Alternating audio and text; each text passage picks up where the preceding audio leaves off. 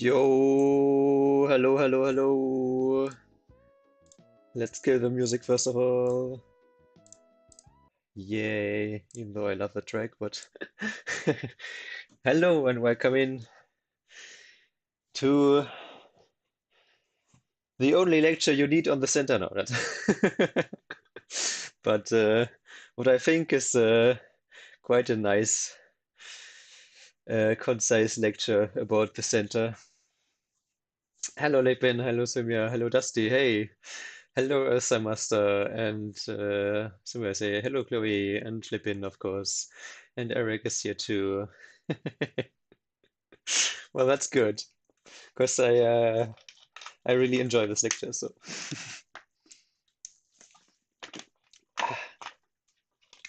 so why give this lecture in the first place? Well, the first reason is that I myself was asking myself that question a ton recently. And so I figured, why not give a lecture about it? And second of all, I think it's one of the most, let's say, misunderstood areas of the board. Because of course, we know that, okay, the center is worth something, because otherwise we wouldn't play there, but how much is it actually worth? And when is it worth more than not, I guess. So that's why point zero of this lecture is size of the center. And let's check something before. Okay. So let's move on to the next slide. So size of the center. I will show you a couple of situations, and without really counting, that's cheating, as we all know. Without counting, I want you to give like a gut feeling which of the two situations or which of the two colors, there's two different ones, is bigger than the other or winning in the one case. So just as a let's say precursor so that you don't start counting immediately. Of course, after that, it's counting is allowed, but your very first gut reaction, like in the next few seconds, I want you to give your best guess, basically, on both situations. All right, so with that being said, let's shift chat a little bit so I can see you too. Yep. Okay. And so, first situation, which side has more? The inside of the left side or the outside of the right side? And hello, Klaus Klaus. Klaus Klau.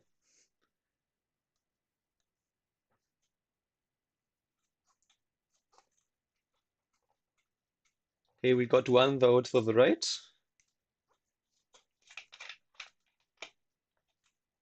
Of course, with inside, I mean inside the square, and here I mean outside the square, just to be precise.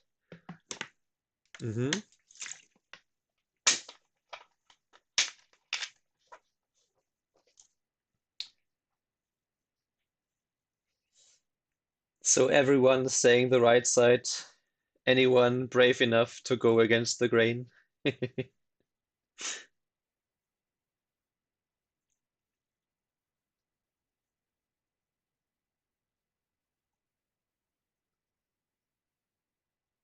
You will say inside.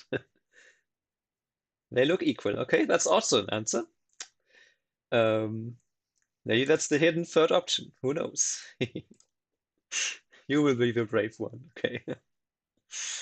So the next slide will show a different question, but the same.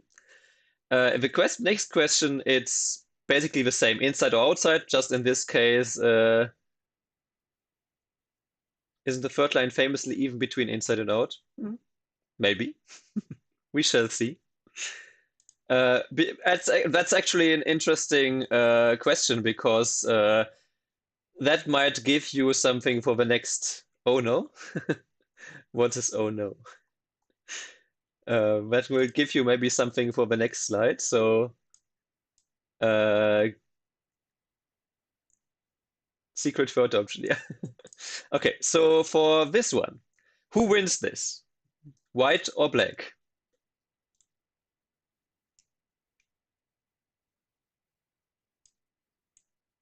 Same rules, of course.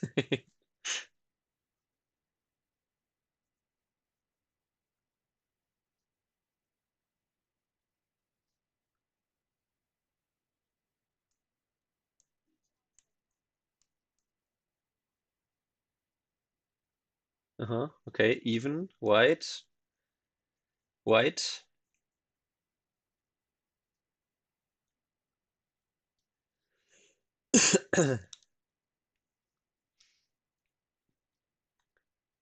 No gut reaction, don't know. Okay, so I guess we can say even to that. If it's too unclear, I guess that's a vote for even. Black. Hey, Kain. How did white end up with more moves on the board than black? Well, because white is a done player and knows done matching. You think the outside is still a little bit bigger. Okay, sure. Okay. For those of you who say it's a bit bigger, in what range would you think? Like 1 point, 10 points, 100 points? What order of magnitude are you expecting? Like, is it very close? Five? Okay. What's the Komi? Oh, well, Komi is zero. It's literally just about on the board, around 10. It doesn't seem close. 12 points. Of course, I could have asked that for the first one. Oh, then 5. Ah, okay. That makes a difference, right? Right, pure points, more than 20. Eric says more than 20. Knowing what I know about your style, does that make sense? All right, I won't leave you hanging much longer. So for the first example, it's actually quite significant. The right side is over 20 points, bigger than the left side inside. So basically, the left side is just 13 by 13, and the right side is 19 by 19 minus 15 by 15. So that's quite significant, right? You might not think that, but the outside here is quite significantly bigger. Um, for the second example, though, it is quite a difference here. But of course, we also have a little bit of an imbalance in that we have ones inside the third line and ones outside the fourth line. So, but it's still like in the general, we always say like fourth line is for influence and for the middle, and third line is for territory. I think the next slide makes that even more clear. Um, so it's white plus 15 in this case. White has 136 points, black has 121, just 11 times 11. So yeah, quite big actually. 15 points is not that close. Yeah, for because in this case we have white has basically third line territory, and black has fourth line territory, so to say. So it's so seeing that we usually say you take influence, you get fourth line, the other takes third line, it's points. It's yeah, Chloe was really close with 12 points. Really good job. Good intuition there. Um, yeah, you have bad judgment. Sorry, but yeah, so that's a very common knowledge, right? That third line is the line of territory and fourth line is the line of influence. But what that tells us, well, first of all, it explains why pros tend to prefer territory over influence, right? Because it's easier to handle in a sense. Um, and um, the fourth line is well, maybe not so much for territory then, because if you cannot even make enough points, even not even close, and that's without Komi, by taking the whole center like this, then maybe the center is meant for something else. But we'll get to that later. Um, so that just about the general sense of how much is the center itself without any additional information actually worth? The answer is it's not worth as much as one might think, even though most of you in chat were quite astute in, well, not falling for my tricks. But it's still maybe a lot more than you thought. Um, so in terms of how we make use of that for the game is, well, now we know the size of the center, but in general, in a game, we of course have much different situations. We don't have one has all the center and the other has all the side. We have kind of boxes of center, right? Right, yeah. So do I mean by box? Well, by box, I really mean a box. And we're going to start with a very solid box. Um, and that is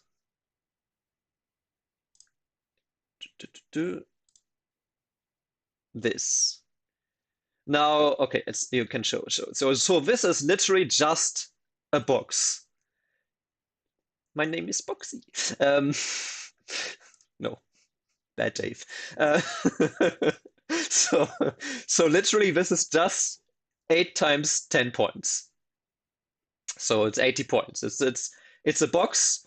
There's pretty much nothing you can do about it because I think we can all agree that living inside here is close to impossible unless your opponent is like 20 ranks weaker than you.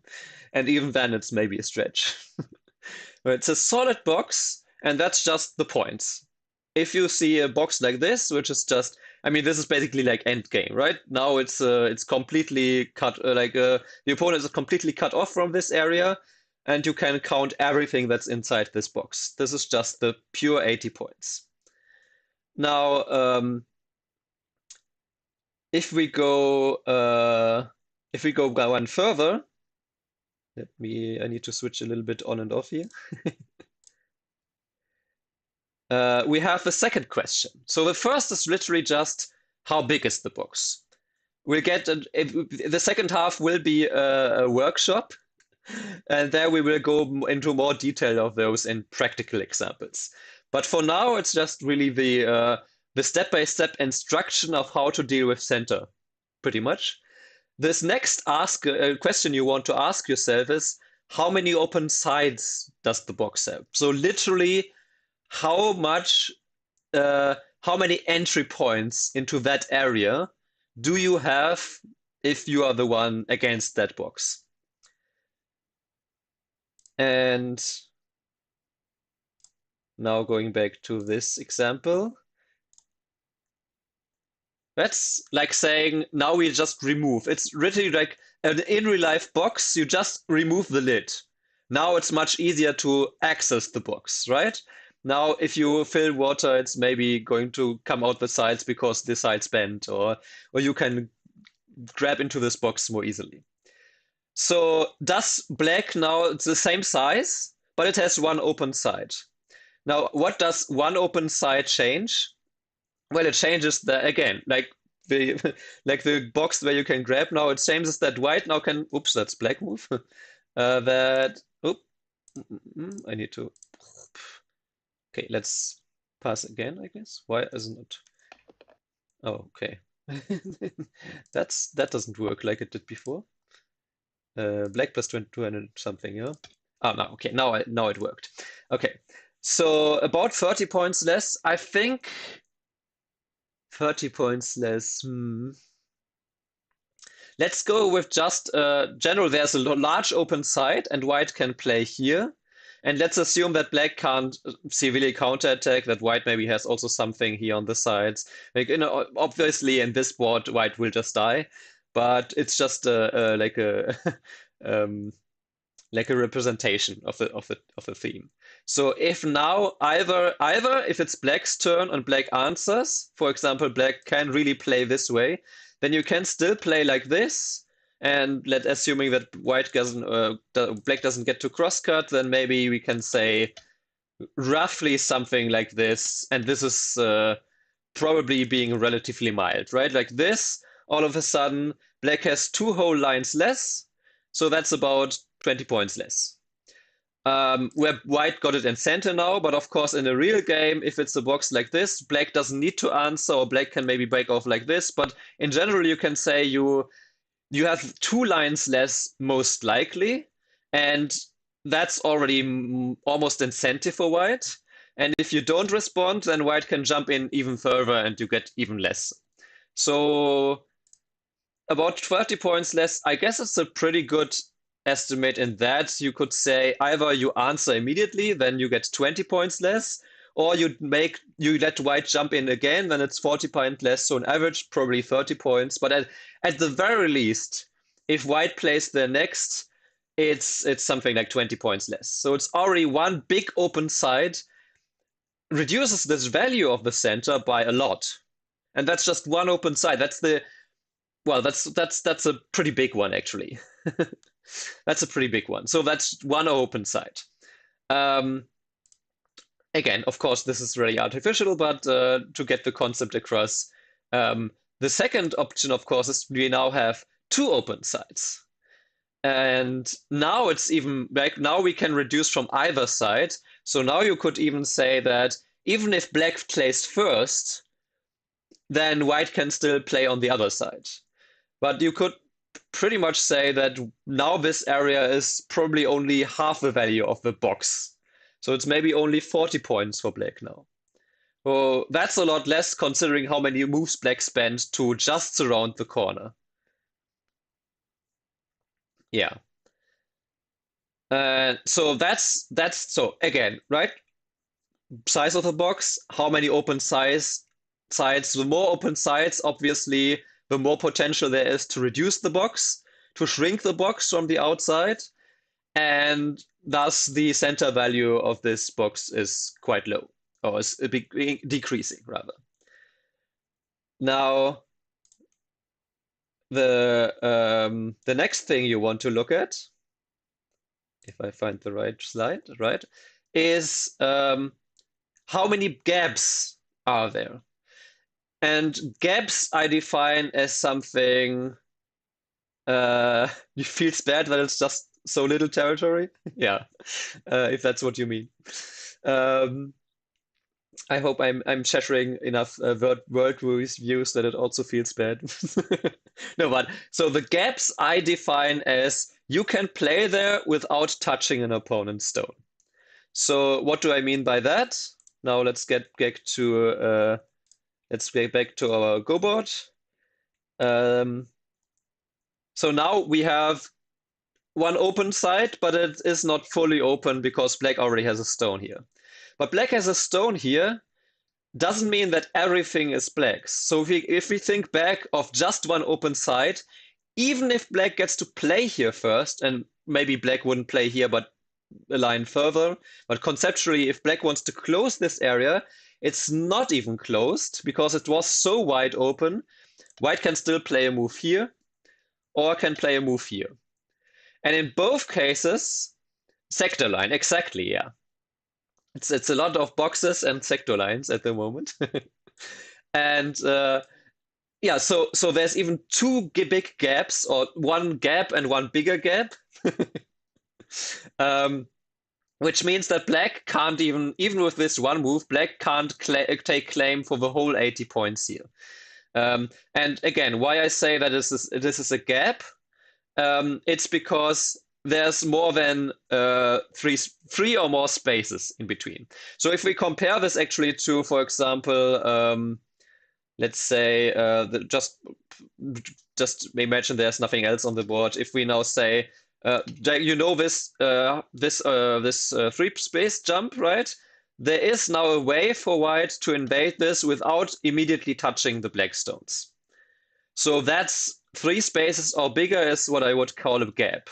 It's not a whole complete open side, although you could make an argument that it's basically a half open side, but it's still I still make a differentiation because it's not as easy to go in, right? But it's still easy to just reduce, right? You play on the sector line, and all black can do is maybe do something like this, and then maybe black has to extend and extend. But of course, if you have two gaps, likely you can't make use of both at the same time, unless you try to invade and live inside, but we'll get to that later. So I could maybe also say, let's say we play a random move somewhere, and black plays here now. Then we only have that one gap, but even that one gap is enough to just play here, and then play here, and then maybe black extends, and you still bump here, and then you can see that you, in general, depending on if you can handle the cut, let's say you can't handle the cut, in general, you could still say that you have reduced black by another like 10 or so points here. Maybe 12, 13, something like this. Right? So even with just one gap, black's box is more than 10 points smaller if white plays here first. So that's also not insignificant, but of course we can say black has only one gap and otherwise everything is surrounded. That is typically very close to a completely surrounded box.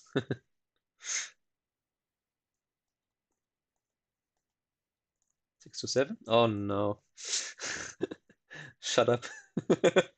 Okay, so this. Oh yeah, okay.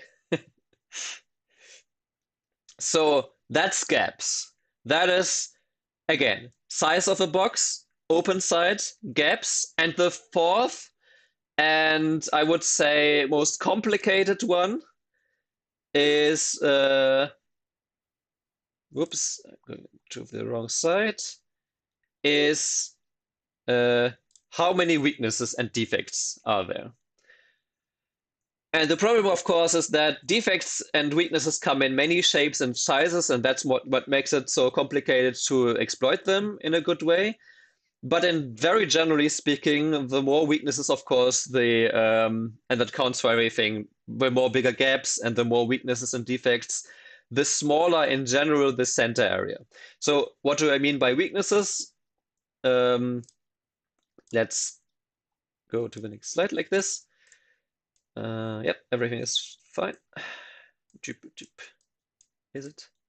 Yes.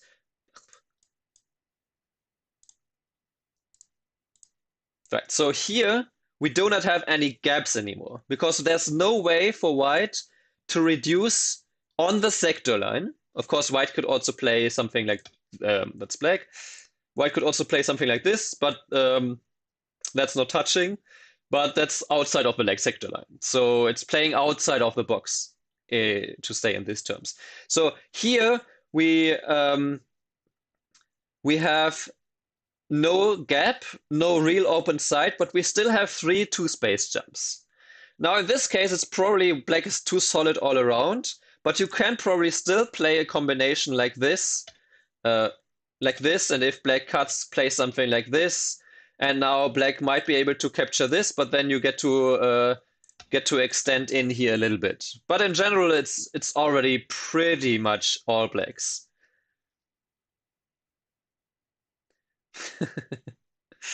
Yeah, like I said, imagine that the rest of a board is there is some white support or something.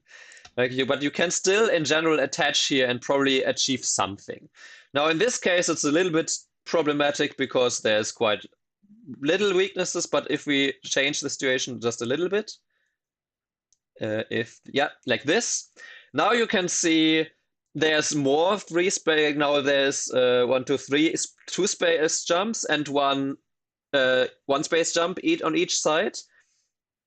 And in these kind of situations, now you can coordinate something against this kind of shape and play something like this inside, right? And in this kind of case, it's very hard for black, assuming that there's not a border here immediately. Let's assume that white has maybe some supporting stones on the outside. It's going to be hard for black to completely seal everything off. Maybe I could have chosen like a few less stones for black or some support for white. Let's say maybe there's a little bit of support for white here. In that case, we can easily imagine that white playing a move here now um, makes it very hard for black to cut here because all of a sudden you have a counter cut here and then you have this extension here. And if black blocks here, then you can simply kill like this, right? And if black now goes out here, then you can go out here. And now there's like a cut here and double Ataris, right? If white has a little bit of support, of course, that's a little bit cheating, but you just the general gist of that. There is weaknesses that are working together or against black rather, and you can exploit them. And so one weakness is usually not enough. Like we could see even in this case here, there was a couple of weaknesses here, but several weaknesses combined will usually lead to a much reduced box, so to say. So going back, we have all the way from this completely sealed off box, just purely the points, to one open side, already very reduced actually. Actually, we could go back from here. So here, weaknesses, pretty much everything for black, but still some reduction potential. Gaps, a lot better potential for white to reduce the area. And one open side, quite big ways to reduce this area. And two or even more open sides, it's comparatively basically nothing that black keeps from this. If you can capitalize shape you're prepared, yeah. Right.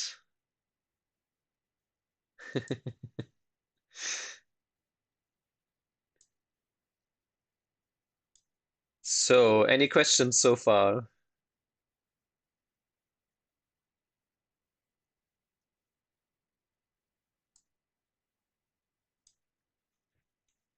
Giving me some time to drink something.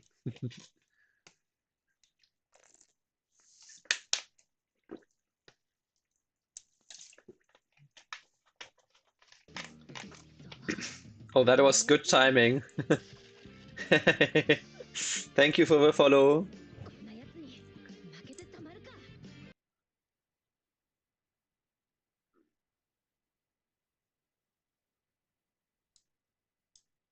Okay. So now let me remember to switch off this. Nope, but I guess that also works. But let me. Oh, I could have also done that, huh? Okay, well, anyway. So let's move on in the slides then. So now you have, actually, I shouldn't have closed that. Now we have question, yes, please. Don't question the current thing.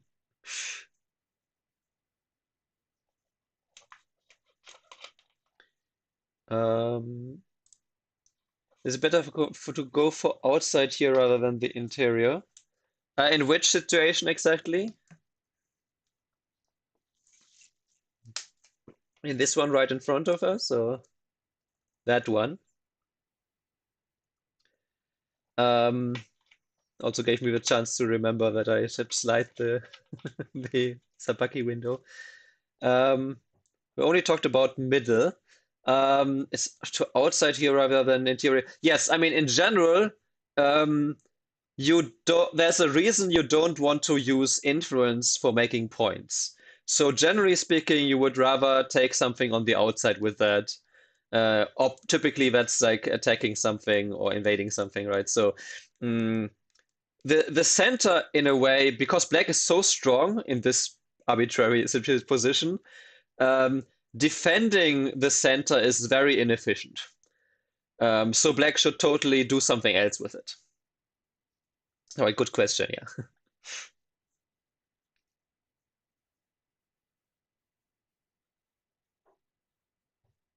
Yeah, of course, these are these examples are all very lopsided. They could have made something happen for white somewhere else on the board, but that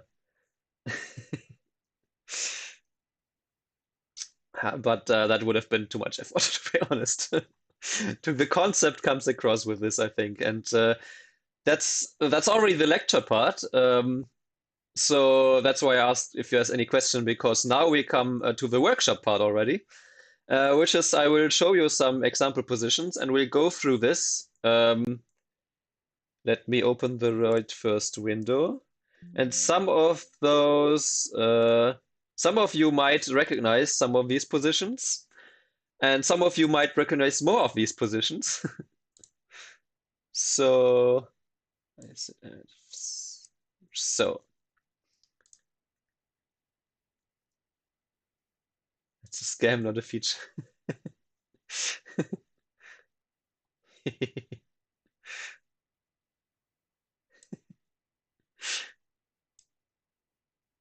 Okay, so to make it clear, because probably you would want to do something else with this, we are now discussing um,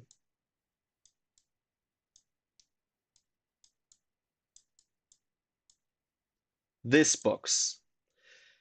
So before we go to this, I want to reiterate the very first thing we check about a box is the size, then open sides and gaps, and then weaknesses to evaluate if it's even worth our time to play there. So how would you evaluate this box in this particular position? So first of all, what is the size of this? No exact values, just roughly in the right vicinity.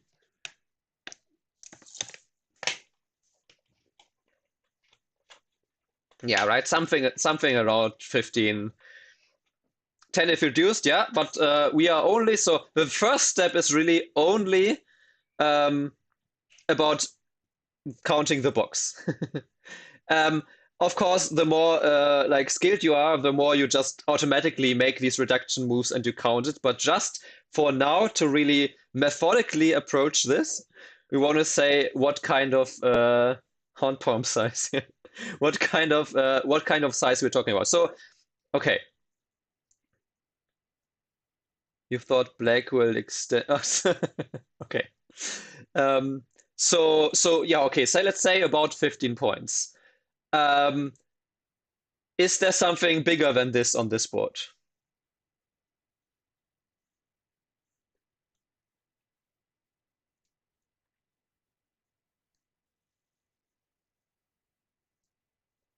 Left?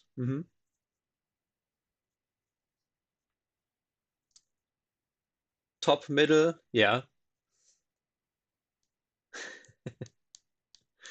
Yes, top, center. Yeah. So this is like the purest example of it's a very small box. The size is too small. Done.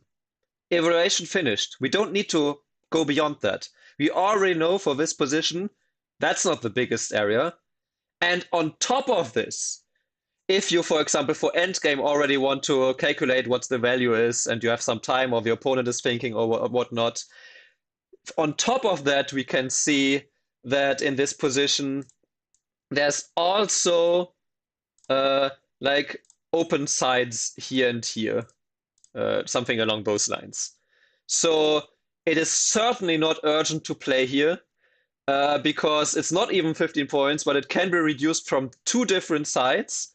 Maybe not quite as deep as this, but like maybe our consequence should have drawn the line here. But it's still less than 20 points.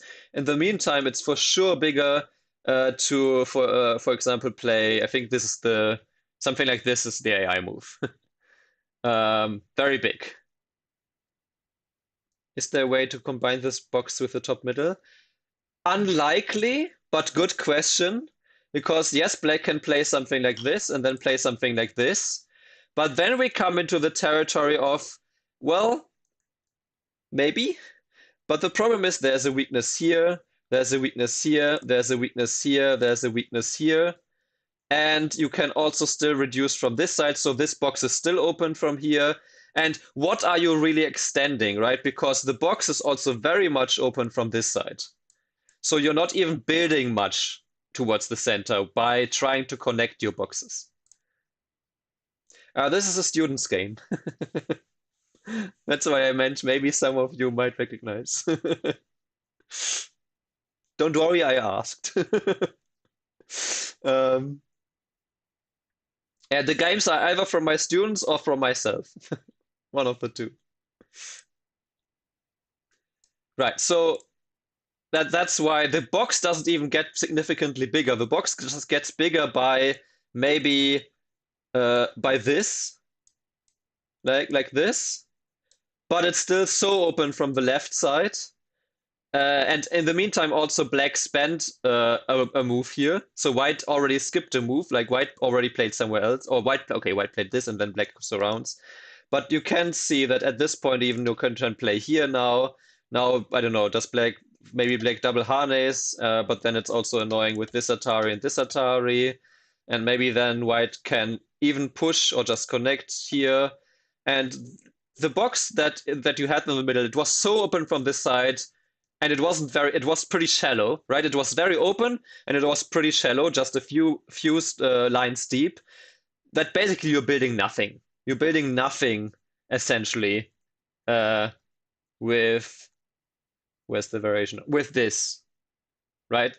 So that's also that tells you where you have to play or which areas you have to reduce, because if the opponent can't build a box, there's also no need to play there. If black could build something big because black already had like a bunch of stones here, then maybe it's bigger for white to, for example, jump in here, right, to prevent black from building something big. Like red, let's for a second imagine black has a huge wall here already like this. Then probably the biggest move might be for white to now jump in here, right? Because now you're actually now it's the one direction you can still enter, and if you don't close, if you enter like if you allow the opponent to close the last direction, then the box becomes closed completely. Then the territory is mostly the opponent's already, right? Especially with now quite a bit of strength here and here. So yeah. Gaps are smaller. So open sides are really open sides completely. The box is completely open. But of course, if it's a small box like this, then this also I would call a gap.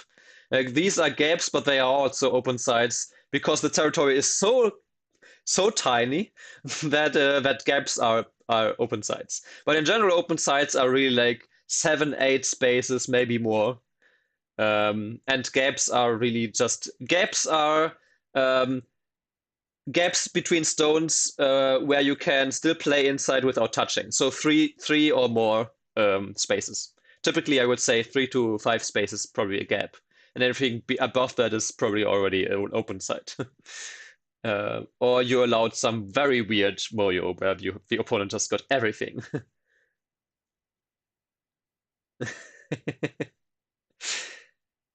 Yeah, but also turns won games to lost games because in this game, um, um, this student of mine who has a little bit of a tendency to be jealous of opponents' areas played inside here. And this is like a 7 point mistake. It was literally like, okay, to be fair, white is pretty far ahead, but reducing the opponent's points doesn't necessarily make the game easier for you. On the contrary, later, after black pushes here a couple of times, black gets extra endgame at 0-2. So if we scroll a little bit, right, black got to play 0-2 here because now all of a sudden white cannot connect because of this push in here, right? So actually reducing the middle wasn't only way too small at the moment, but it actually hurt white more with the end game than it helped. But like I said, white is like 30 points ahead. So either left side or this one is also pretty good because it both reduces this box and it also kind of builds the white left. So it is like on this on the border of two moyos kind of move. So both of those are really good. But N5 is not. Right, so this is like, but again, if we didn't have to go to any further evaluation beyond size because the size wasn't even big enough to care. It's only maybe to evaluate for endgame when should you play there. Yeah. Okay. Then let's go to the next game. Of course, always if you have still questions about the game, let me know. But for now, we move on.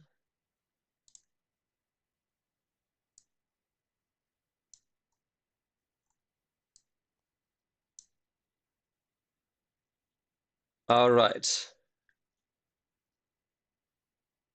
So move on the left is right. What kind of matter?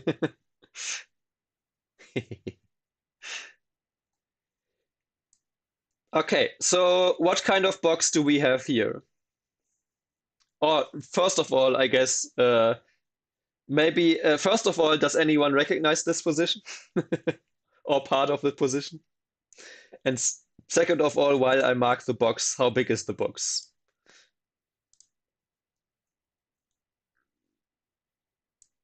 Talking about, let's say, let's go up to here right now to make it simple. Hopefully 70. Open on one side. Oh, open on one side is the type, yeah, and 70 is what you say is the total box, right? Just so that we're on the same page. Score estimate. Yes, okay, good, good, good, good. Right, okay, so it's 70 uh, total, but that would have been my next question. How much is it realistically?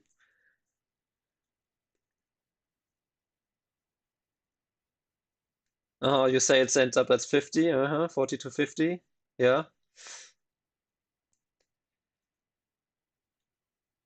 Yeah, probably. So let's say you play something here in black defense, you probably reduce at least 2 lines.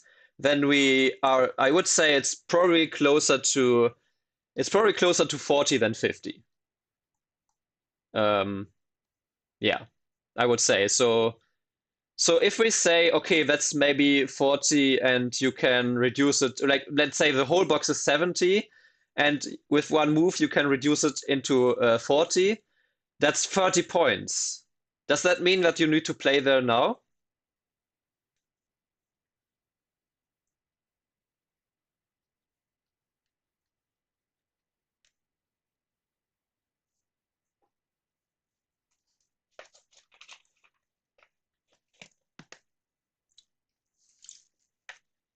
Oh, yes.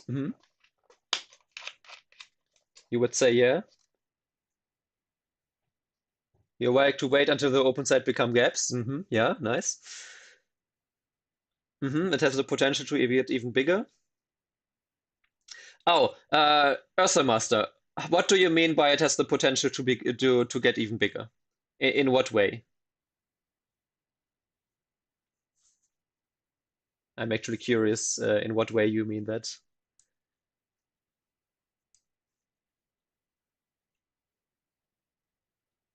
If black pushes further down. Okay. hmm So you mean that you basically make the box larger. The open box, you make it larger.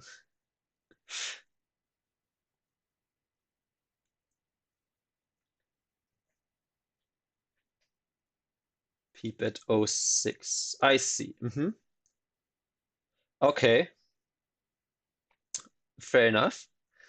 Um, so second question then. Can black keep the whole box with one move?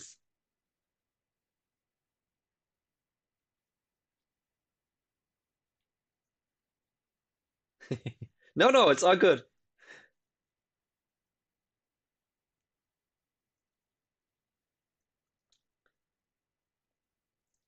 Right, so that's the problem. It's 1, 2, 3, 4, 5, 6, 7, 8, 9. It's 10 spaces in between. And the box even becomes more like a little bit more narrow towards the inside. And other than that, of course, black is pretty solid everywhere. So it's pretty much a solid box. There's a little bit of a weakness here. But if white plays here, um, Or let's say white plays random, like if black gets the next move in the center rather. Maybe black plays something around here, but then white can still easily play here anyway. Right, so if we compare this, and maybe black now tries very hard to keep everything here, then this is still already a problem, because now white can even play here, threaten to cut here, so this weakness does matter, but black can also defend it like this, so that might be a bad exchange. But you can see that black doesn't keep that much here. This is like, let's say 1, 2, 3, 4, 5, 6, 7. This is still only something like 35, 40 points. So even with this extra move by black here, black doesn't even keep that much. Now, black shouldn't play this way. That's for that exact reason. And also, if black plays something more around Tengen, then white can still attach here or still just play a random stone inside here. And, oh, thank you for the raid. I don't see it because my slide is in front of it, but thank you. I should put the alerts in front.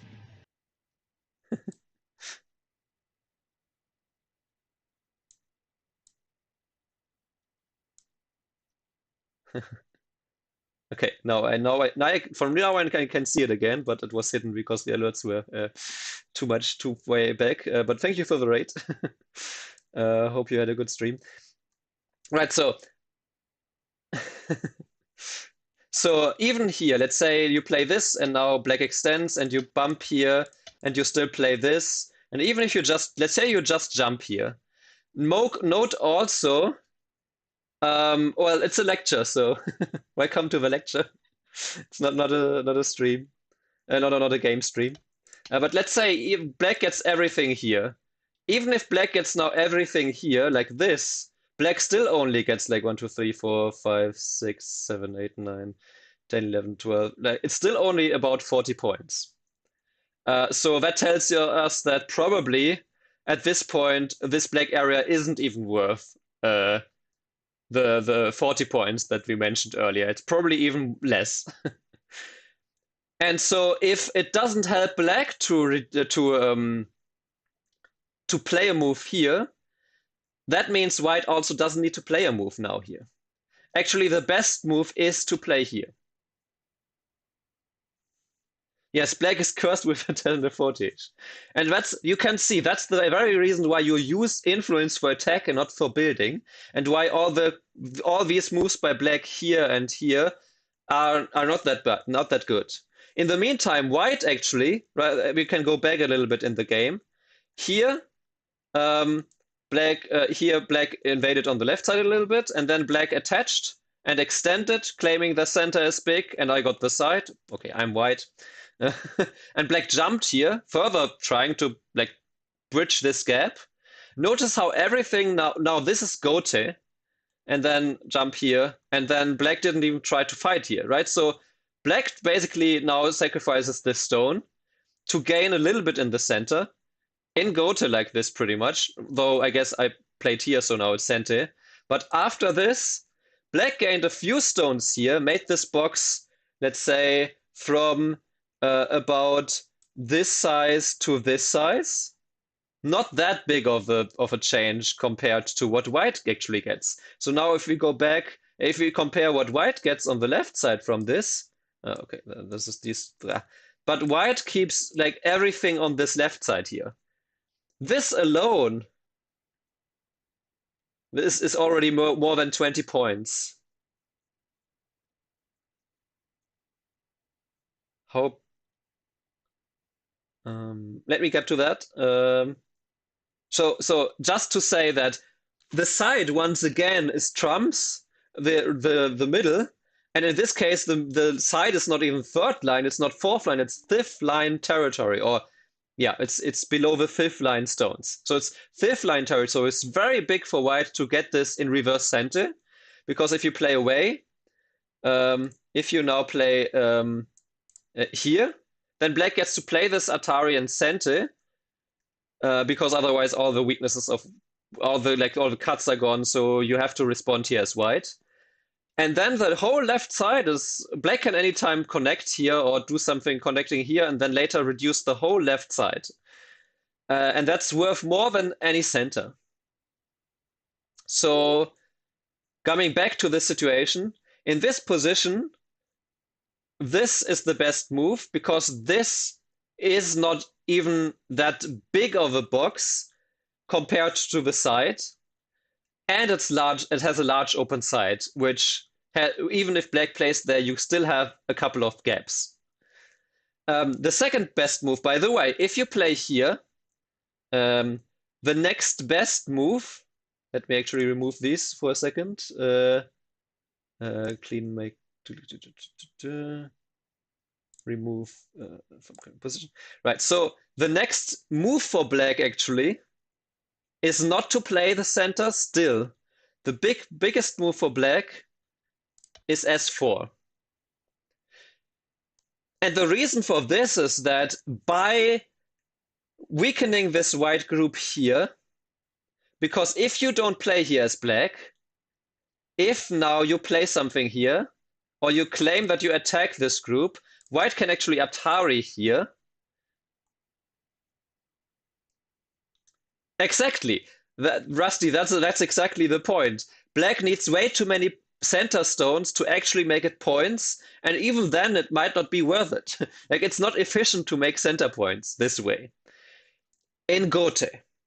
Now, like this, you could say 09 is trying to harass this white group, and it's building the center. That's good. That's good because you are pressuring the opponent's weak groups and in center building your area. If you can build your center in the center in center, that's okay. The problem for black in this position though is black doesn't even get the whole center yet. Black still has some weaknesses here, and white can answer here. And now you have two problems, two options that are equally annoying.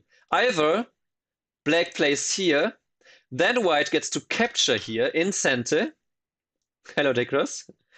And remember the peep at 06 that someone mentioned? Well, it's gone now. And white's shape is a lot stronger. So white might also add another move here, who knows? But white might also now be able to just play a move here or reduce here or just solidify the corner, right? So even here, it's probably not even big enough to reduce the center, but maybe here the gaps. Right? Black doesn't even have one move to prevent having gaps, but now white can maybe play inside here and reduce this. And again, even if black tries to passively defend this area, once again, it's very, very hard, right? It's very, very hard for black to keep a significant amount. And at the same time, not give white something on the outside, because that is also something. Not only is the center hard to build like this, but if you try to just take points with it, you give the opponent outside influence. And the outside influence then all of a sudden could turn into a free box. Like it's like a gift box for white. White all of a sudden got points here where white didn't expect to get points. But here we are, right? So that's also a risk of just taking your points. I didn't mention, of course, the other way. If now black plays here, I agree. Then white can capture this stone. And this move is huge.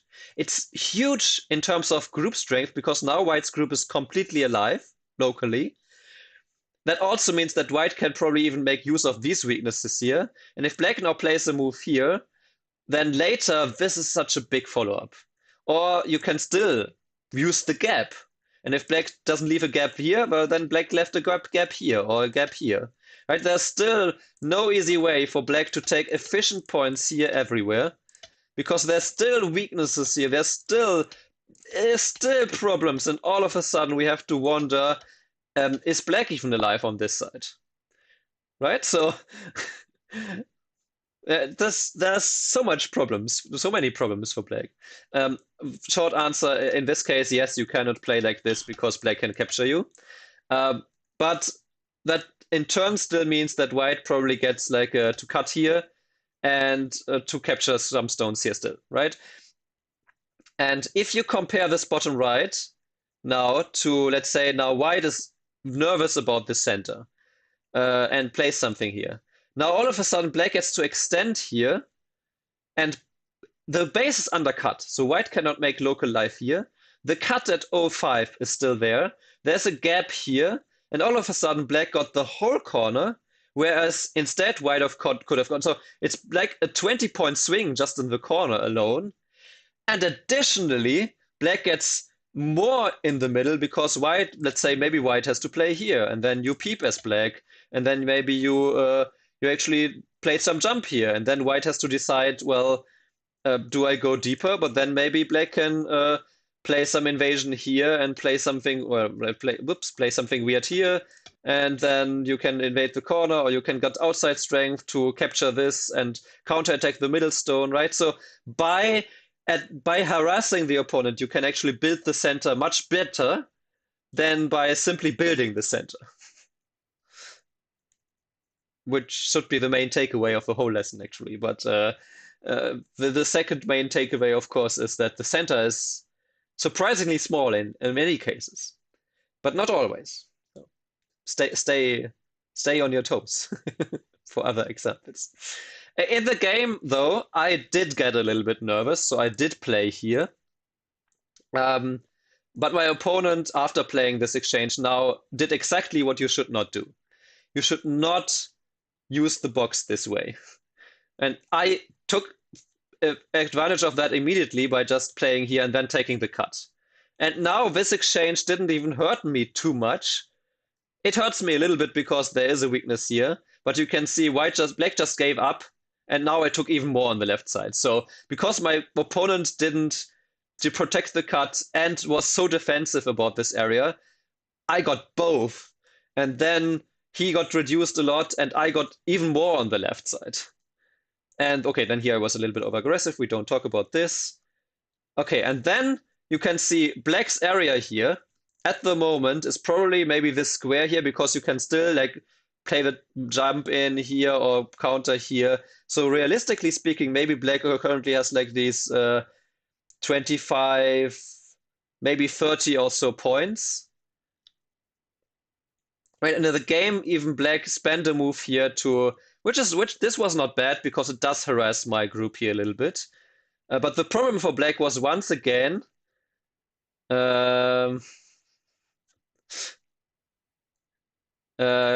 yeah, countered here, and then I finally got to play here. I finally woke up and I played this, and I literally got everything. I got to play this one, I got to capture this, and I got to reduce the center. And in the very end, we can see this is how the center ended up. And so we didn't count these points earlier. Black got a little bit here, of course. So if we really just count the center here, black literally got something like a little bit more than 30 points from all this 70-point center. And black spent another, I reduced, he spent another move, and then he spent another move, and the rest was all center reduction by me. And I even got some more points here while I reduced him, so. And I got even more points on the left side. And in the end, I won by like, okay, it was a reverse Komi, so I won by 9.5, but it would have been 21.5. Because black took its box, but that's all black got. Right, so coming back to the starting position. This is a big box, but it's so open on one side that it's not even urgent to play here, and that the big center or the big reverse center-ish on the bottom right, or the big gote strengthening group and taking corner territory in the bottom right is much bigger than any center move could even be here. Yeah, so it's very useful to not just consider the size, but the other steps after that. We talked about the size, so that the box is around 70 points. Of course, that is very big. But then we have to consider how big can it actually realistically get, even if your opponent gets to play there again, and how much is a reduction move there actually worth. White S4 is so big, yeah. Still, though, this one is the bigger one. Because, well, first of all, it is reverse center. Second of all, it makes the RG of F12 a little bit bigger. And third, it also creates some more points and some more influence and reduces the box, like while taking a lot of points. So that's why right now this is really big, and black should play here now. And then it's white's turn, and now is the time to, for example, play a move like this. Because you defend your group, so you don't just reduce, but you defend your group and you reduce the center. You go to the box, and you probably can play something like this and just reduce the box, and black has a very hard time to keep everything. So that's one reason. The center is just very hard to keep. And that's why you shouldn't use the center to make points, but to do something else. We'll get to that more in a later example. Okay. Then next example, next save, sure, why not? That was this. Right. 62. Ah. All right. So now how about this box? I will mark it again. Let's mark it all the way here. Why not? Doesn't. Anyway, will be.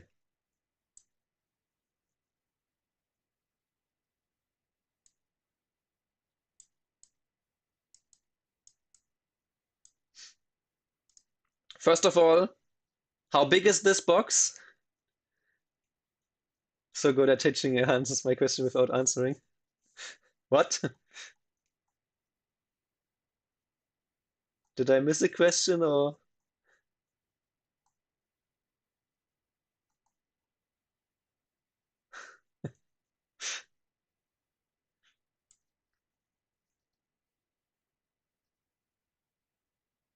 Mm-hmm.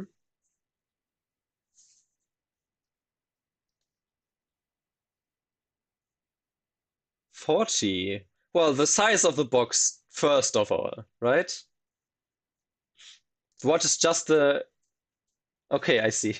So what is maybe let's say we go here. Maybe white played one line more here, right? So what is the size, the general size of this box?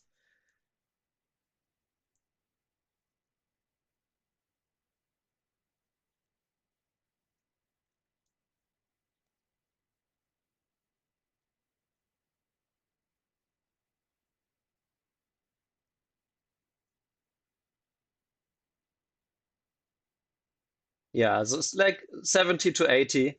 So it's compared to the first example, which was like the 15 points. Okay. We get to that because it's actually relevant to how to play next also. So good comment. Um, yeah, okay. Ranchi is already. Hey, Maury. Greetings. Um, so yeah, okay. So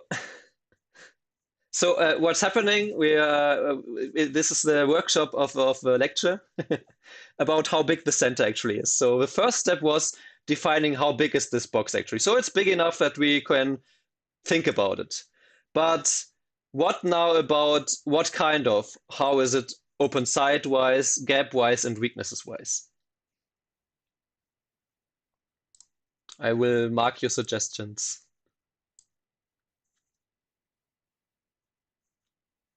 Yeah, you're already talking exact moves, but we're not at that stage yet. I know you're eager to show that you understand this position, but that's not the lecture yet. It's not the lesson yet for this position. So first of all, is there any open side?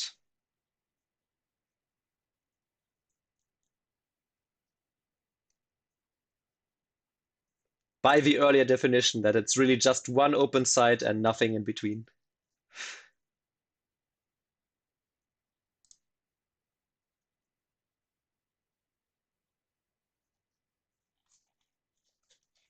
Yeah, very good. Okay, so we have gaps here, right, and here.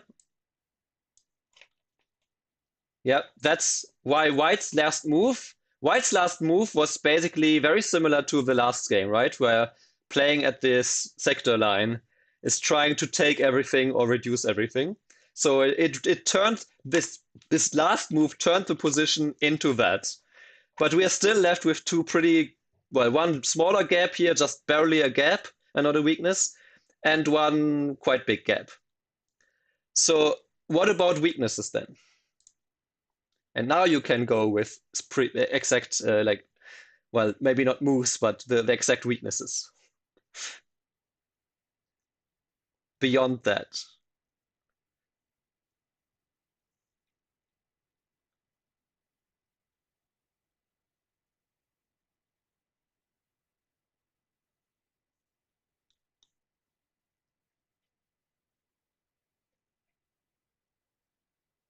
Black weakness. By weakness, you mean hole? Well, no, I mean cuts. Okay, actually, yeah, I could have defined that more. Weaknesses are cuts, defects, and like not completely like solid shapes. D5. Yes.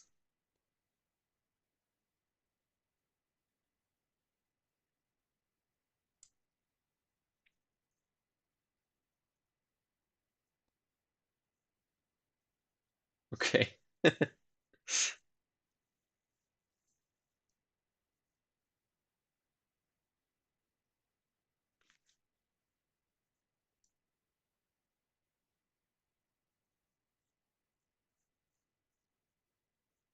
Yeah, okay. So generally speaking, um, there is, maybe I take cross, there's a weakness here, right? There's a weakness around these stones, maybe. There's a weakness here. There's a weakness here, here, and here. All of these are like not solidly connected shapes yet. And then, as many of you already mentioned, besides that, we always have to take the whole board into account. But of course, yes, white also has this weak group.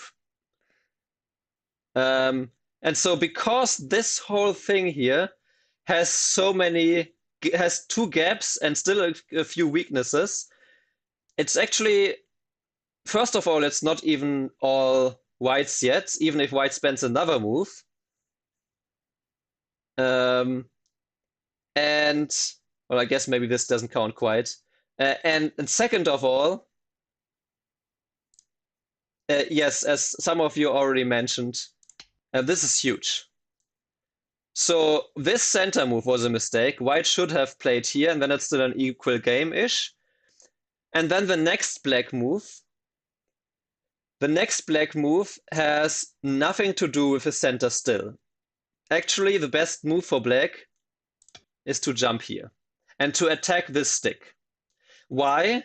Because if white now says, haha, I take the whole center, then black peeps, and then black just surrounds.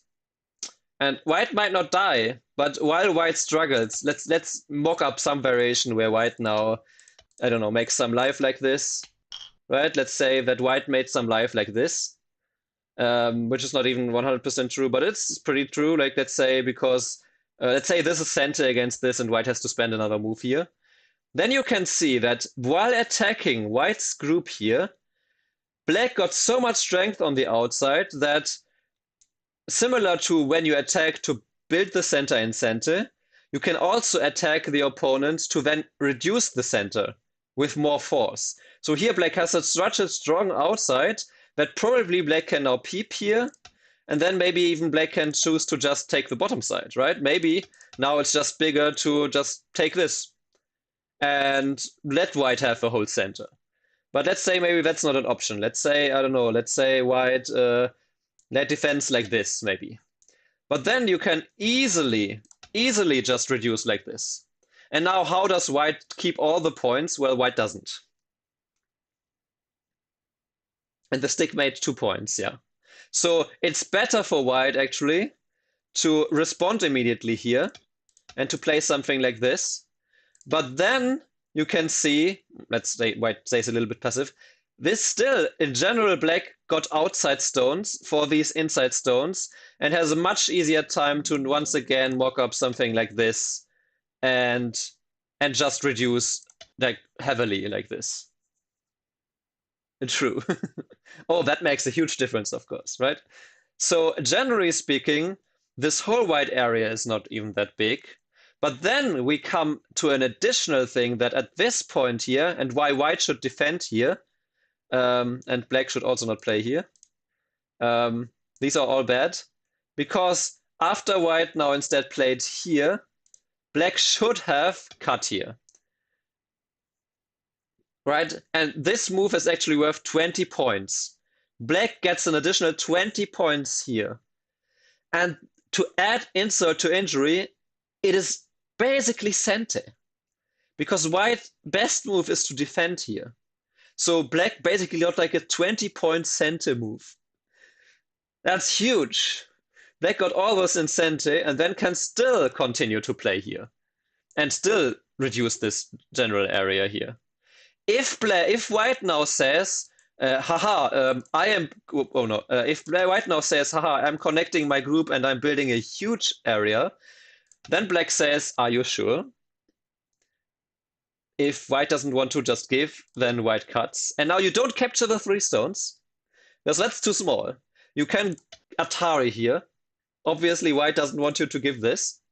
And then you can extend. You still don't capture. And after this one, you can still Atari here, or play this one. And now you can see the problem once again. Maybe white does keep a lot of the center this way, right? You can't cut here because this captures and then there's still a double Atari. And if white connects here, then black can extend. So let's say white extends immediately and then plays here again and maybe has to extend. And or maybe white can harness, but then there's also a cut and there's some problems. So, but let's say you extend for now to make it simple, to keep it simple. Now all of a sudden, yes, white kept a lot of the center, but black can still anytime capture these 3 stones to get extra points, which also makes a difference with the corner strength actually. But also the 2 stones are already captured in this variation, so it doesn't make a big difference. But after this, now all of a sudden, black also got the 20 points on the top side and an additional like 20 extra points here probably. So, or maybe 15. But let's say black got 35 points. In the meantime, white spent all of these moves to keep not even the whole center. So once again, it's very hard to keep the center. And not give the opponent way too much in return. So by that you can see there's the white group in the bottom left and this huge basically reverse center cut here, which are both far bigger than playing a move here. And the same is true for black. I don't even remember. Black actually played here now. So white and black both believed, oh, the center is urgent, and played that way. Just like in the last game, only that there, yeah, it was both one player noticed in the end. So I think I don't even remember. Yeah, white counterattacked and then black attacked this, and then this game actually probably I shouldn't because black was way too defensive and white ended up taking a lot here anyway. So of course you have to still like care for your stones if you reduce like this. But in general, generally speaking, both this white move and also this black move earlier already and this white move here, because it left this weakness here, this doesn't build the center enough. White should already connect here, or maybe cut here first, or something like this. I don't know. Like that. Black should already, or maybe you don't want to because this of Atari, but this is already the biggest move. And by trying to build the center in Gote like this, and then try to build it in Gote again, usually that's not the right idea, even if it's like a 70, 80 point center like this. If it's not completely closed off with that one move, which is basically never. That does never happen, really, basically. Does that make sense?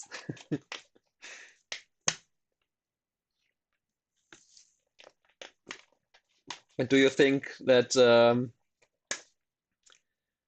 that's something you can apply?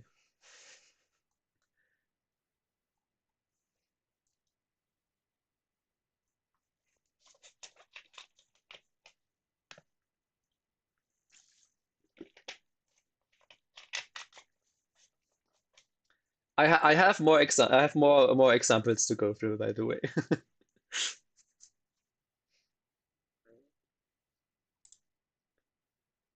The last one is a doozy.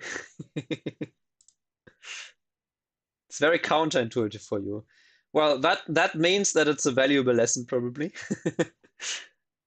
but um, it's also I think, and that's why I started the whole lesson with this comparing how much the side is versus the center, because I think we do tend to overvalue the center. I certainly, like you could see from the previous game, because I got a little bit nervous about the center, because that's before I started going more into detail with this. Um, it is very easy to get nervous about the center. Let's put it this way. And sometimes that's for right reasons. Maybe also you're not strong enough to exploit some weaknesses, but sometimes that's just, oh, it looked big. But that should never. You should always first see, okay, what's the size and what are the gaps, what are the weaknesses, if the size matters.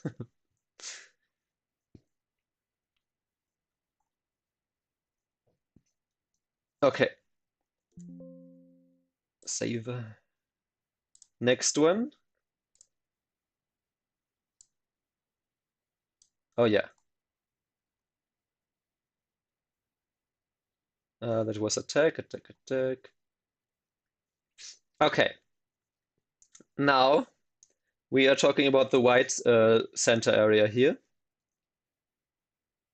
Uh, so generally speaking, I want to say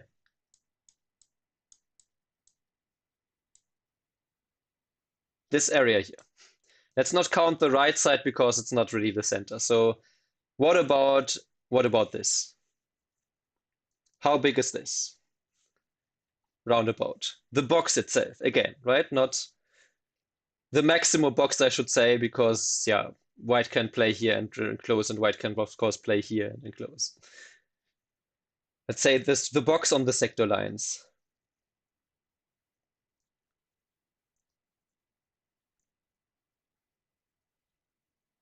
30-ish?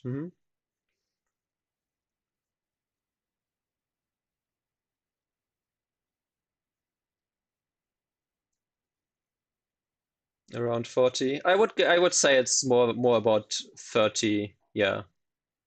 So if we count here, like white gets this, has to play it, add a stone here too to get it. So white has like 4 plus then 5 times 1, 2, 3, 4, 5. 1, 2, 3, 4, 5. So 25 and 4, 30. Yeah, 35-ish. 35, I think 35-ish is a good estimate. So is it the closed box? Well, of course not. So what are the problems with this box? What are there open side gaps, weaknesses? Or actually, before that, is there anything bigger than this box on the board, though? Well, actually, not before that. Let's go with what I just said, and then we go the next step.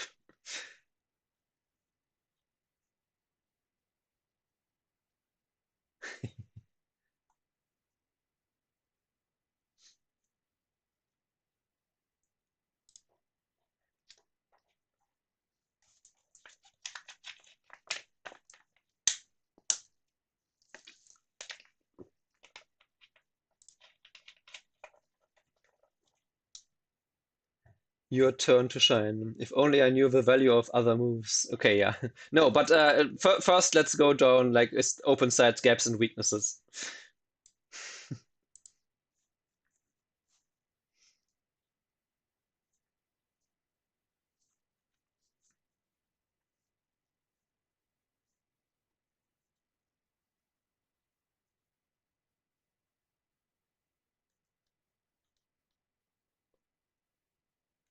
The question now is, you can see on the right side, right? We talked about how this the size, and now we to judge the actual size of the box, we are looking at for open sides and gaps and weaknesses in this box. Yeah, okay, one open side. I assume you all mean this one. Um, mhm. One open side, weakness around K6. Yeah, some weakness around here, I would say. L6. Black is kind of making their own Moyo on the left. What Moyo do you mean by that? Exactly. So actually well, you could call this an open side. It's more like a gap, but it's already black is pretty strong here. So yeah, so I would say like 1.5 open sides maybe. Anything else?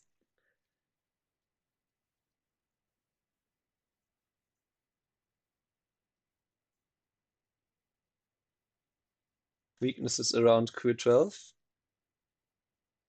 Yes, I would say that. P9. Yes, very good. Black can push in from bottom or extend from Q9. Oh, and thank you for the follow. I should multi-letter. I should really choose a different font, I guess. Kinda. Is there some way? I don't know why it always disappears. Usually I can see this as a doc where who rated and who followed and so on. Um,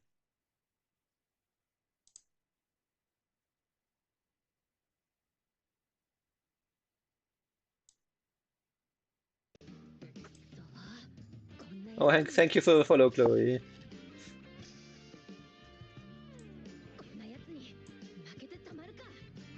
Okay, so yeah, so actually there's a one very big open side. Activity stock. Um,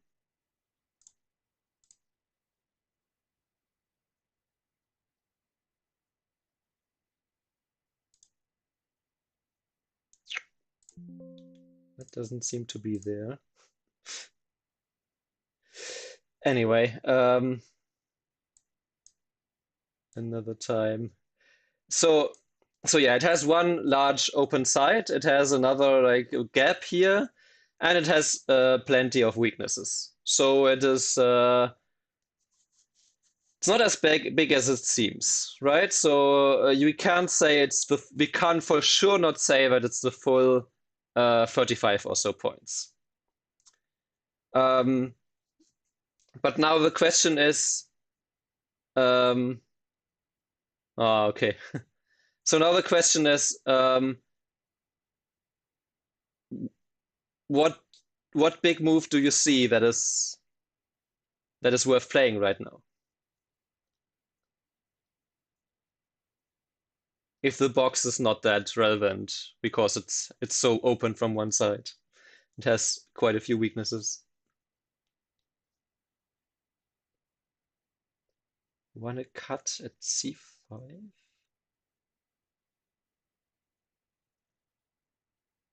Oh, we are looking at the same game. Top left. So you mean something along these lines like f18 or so?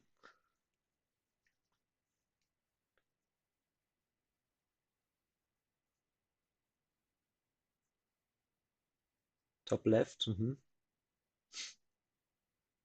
F15. Okay, so trying to build something here.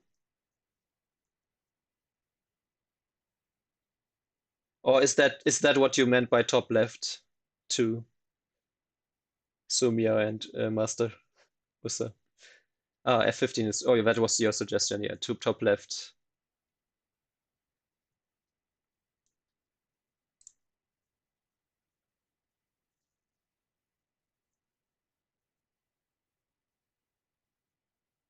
Uh-huh.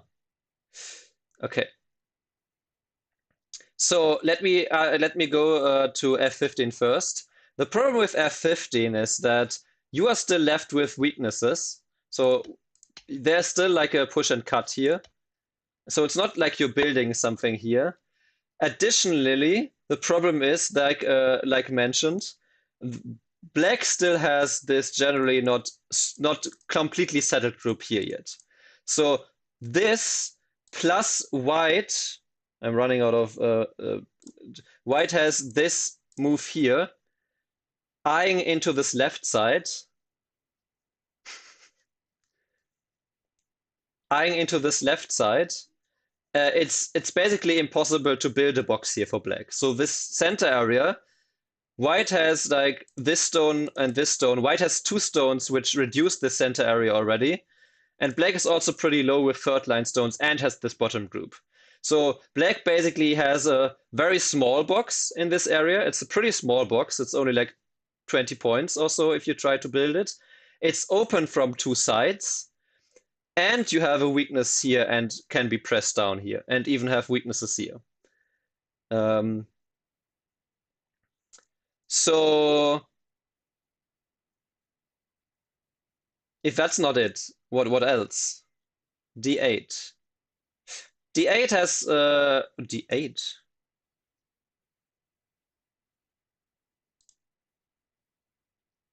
Oh hey Yakago. 31-0. Oh, I see. Okay. Yeah, ignore C5 for now. Actually, the local move would be B4. So if you wanted to try something, E8. Yeah, the same problem, but actually, if you played something from this area, you would probably play here just to get out with this group and like try to maybe reduce a little bit and do something here. But this still has the same problem that white just there's so many weaknesses here. White can easily get inside here like this. G11. Uh-huh. Yeah, generally speaking. So someone or two people already okay. In that case, I tricked you. 08, 013 is the best move. Knowing that, why do you think that is?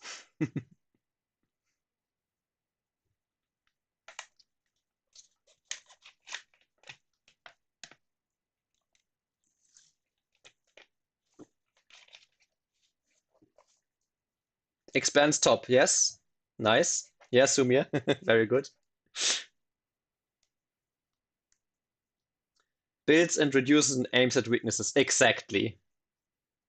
Exactly. Yes, very good. No, I never said it's not about reducing. I only asked what else is bigger. The answer is nothing.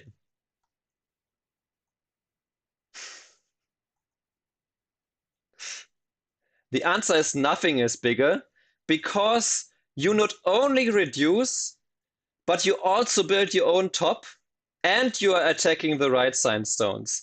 And there's nothing bigger. Like this area is nothing because white can reduce anything you play here. Maybe it helps this group a little bit, but this group in general also has already one eye here and it's out. And white can only attack from this direction where white can't make really points because same still. So um, so the problem is that nothing else is bigger. Yeah, because this one reduces. And why do we reduce from this side? Besides the reason, like, why not reduce, for example, why not try to make use of these weaknesses or reduce from this side? Why not play this one, for example? Or play this one?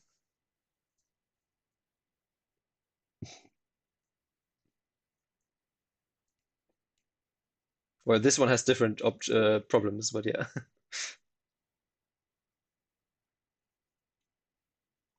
Let's say this one.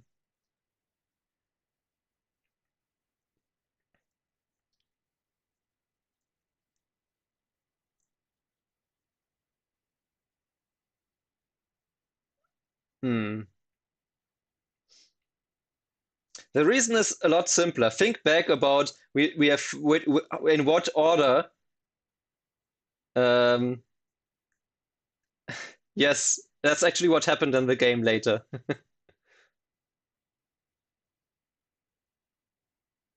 Yes, oh 13. Yes, okay, yeah. Um, so the thing is actually very conceptually easy. This is just the biggest open side. So you are not trying. If there is like if you can, for example, with this one, if you can really make use of these weaknesses and you can get this in center, then sure. But it's not center. So if it's all a go to anyway, then you play from the open. Then you enter from the open side typically. Of course, that's not a general rule, but you take the path of least resistance.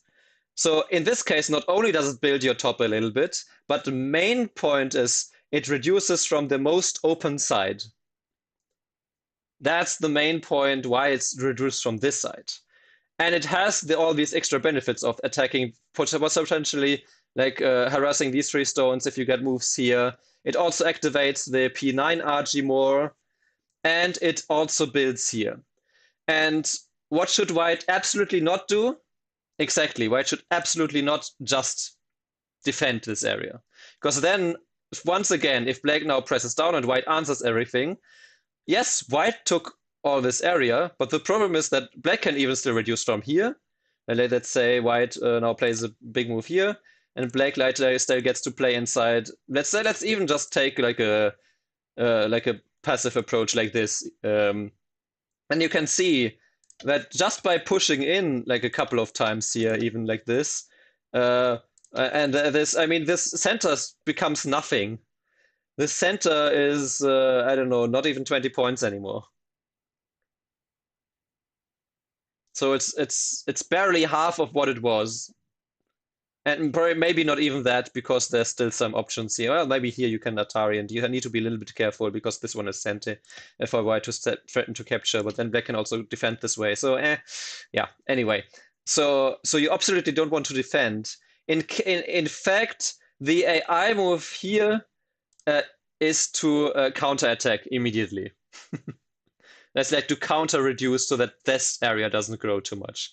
And then it's only black plus 3. If white answers here, then it's like black plus 10 very easily. And I didn't even mention, that's of course was a big point, that black also got a lot of points here. So not only did you reduce this by like almost 20 already, but you yourself also get an additional 10 points and you help your K16. Like you help this gap, your own gap here, where white could have invaded maybe and attached and make something annoying happen. In fact, this is so big that even though this right now um,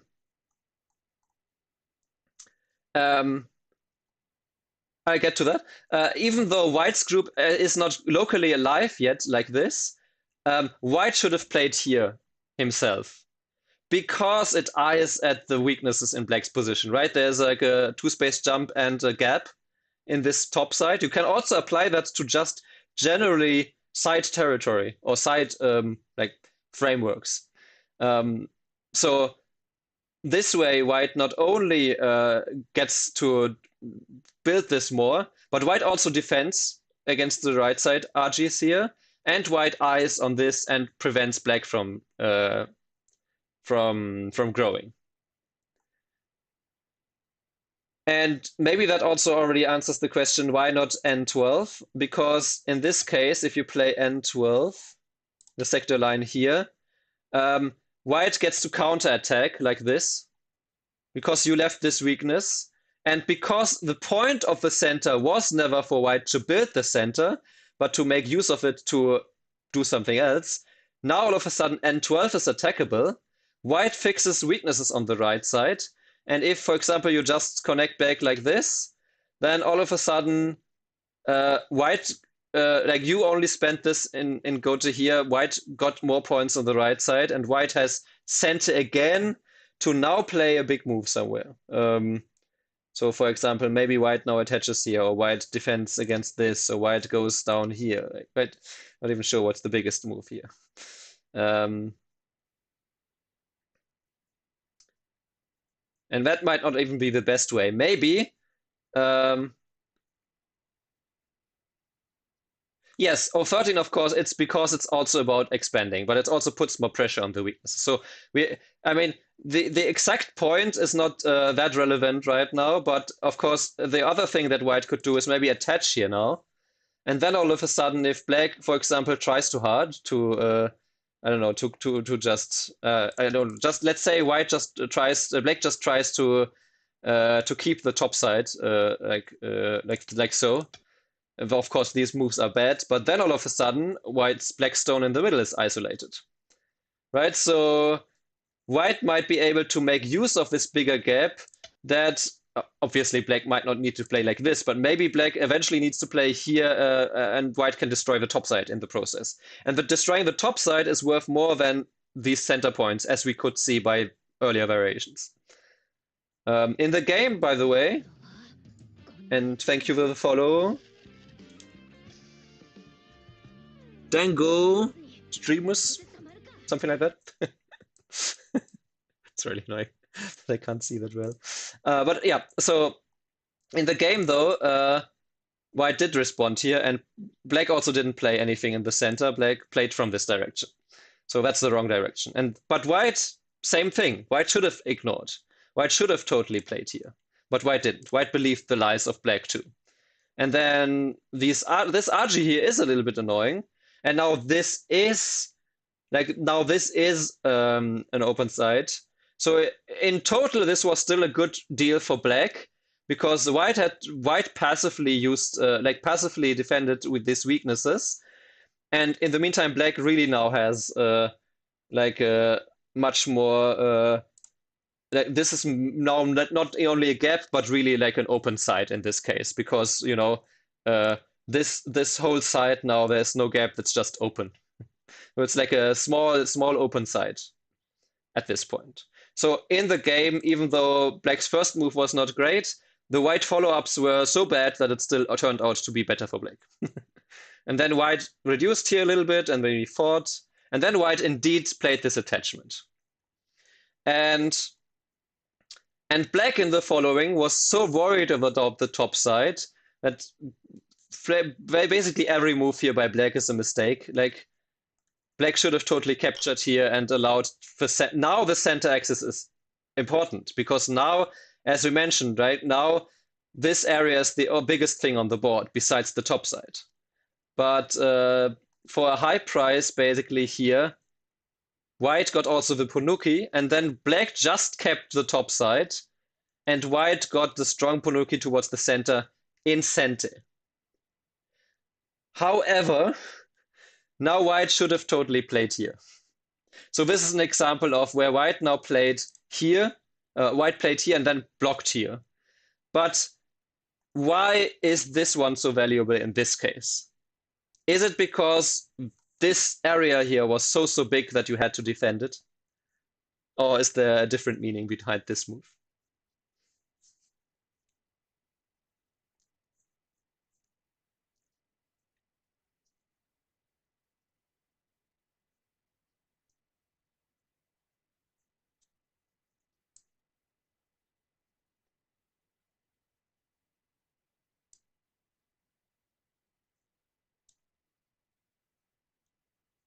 Connect the Punuku. Exactly, yeah. So it is also helping, of course, against the weaknesses here. That's the main point. So if white had played this, the game is actually back to equal from like black +5 or even more. Yeah, and that's exactly what happened, right? Because now black gets to push and all of a sudden this group is isolated, which means that black gets to play all of this in center. And in the game, white even was so worried about the RG here now that white captured here. And now black also gets to press down white here and then counterattack this group. And then we can see that now white is just falling apart here, basically. Okay, there was some mistakes were made, but in the very end here, we can see that the center actually got reduced to absolutely nothing. and white in return got something on the top side. But this whole center, white got just a few points here, basically. Just the fourth line stones, which we didn't even really count towards the center. So white got 0 points out of the center. And it wasn't even that hard to reduce. It was just after this connection. This was more end game because the center is already destroyed. And this jump here was more to probably the connection might have been better here and then jump, but yeah, at this point, black is already so far ahead that it didn't really matter. So yeah, but coming back to the original position, um, that's why when you have this kind of position here, you don't only want to look at the size, but also the gaps. And then if you evaluate that it's maybe not urgent to reduce because of the size of it, there might still be different reasons why playing there, especially if it's at the precipice of two moyos, kind of, or where both can build. It might still be the biggest area. And general rule, when you reduce an area, like a box like this, either you get senti moves against weaknesses, or otherwise you want to play from the biggest gap. That is typically, if you don't have specific weaknesses in mind that you can exploit, then just playing from the biggest gap to reduce it is the right direction. So you're not only learning how big the boxes are and how to evaluate how big they are, but in the same breath, you also learn how to reduce them. Okay.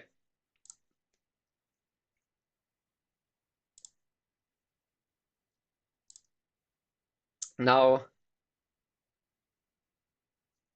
let me see, which move was it? Movement 92. Are you still with me?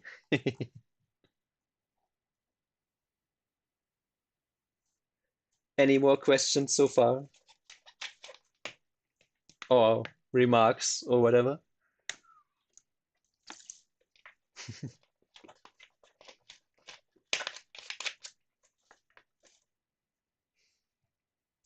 While I mark this again.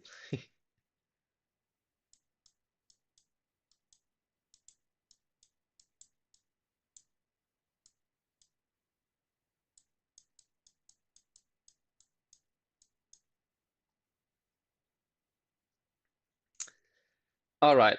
So how big is this box? We won't count the top left corner because that is basically just territory.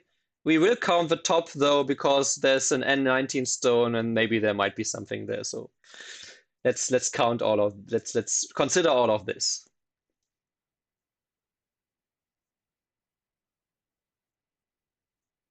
Um,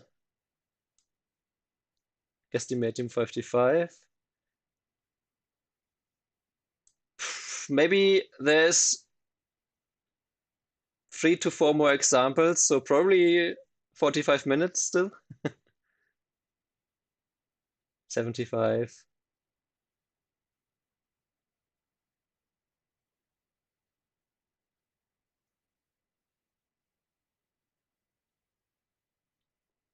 Yeah, something around the 70 line.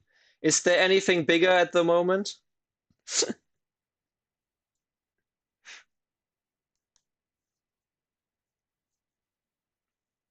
And if not, what kind of box, what kind of weaknesses does this box have, or what kind of okay.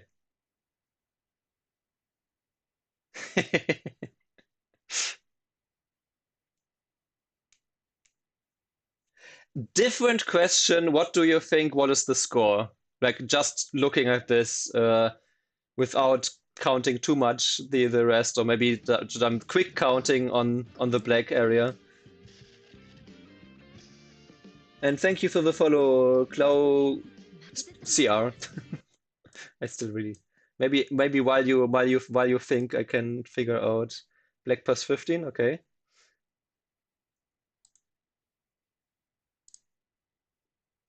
Black ahead.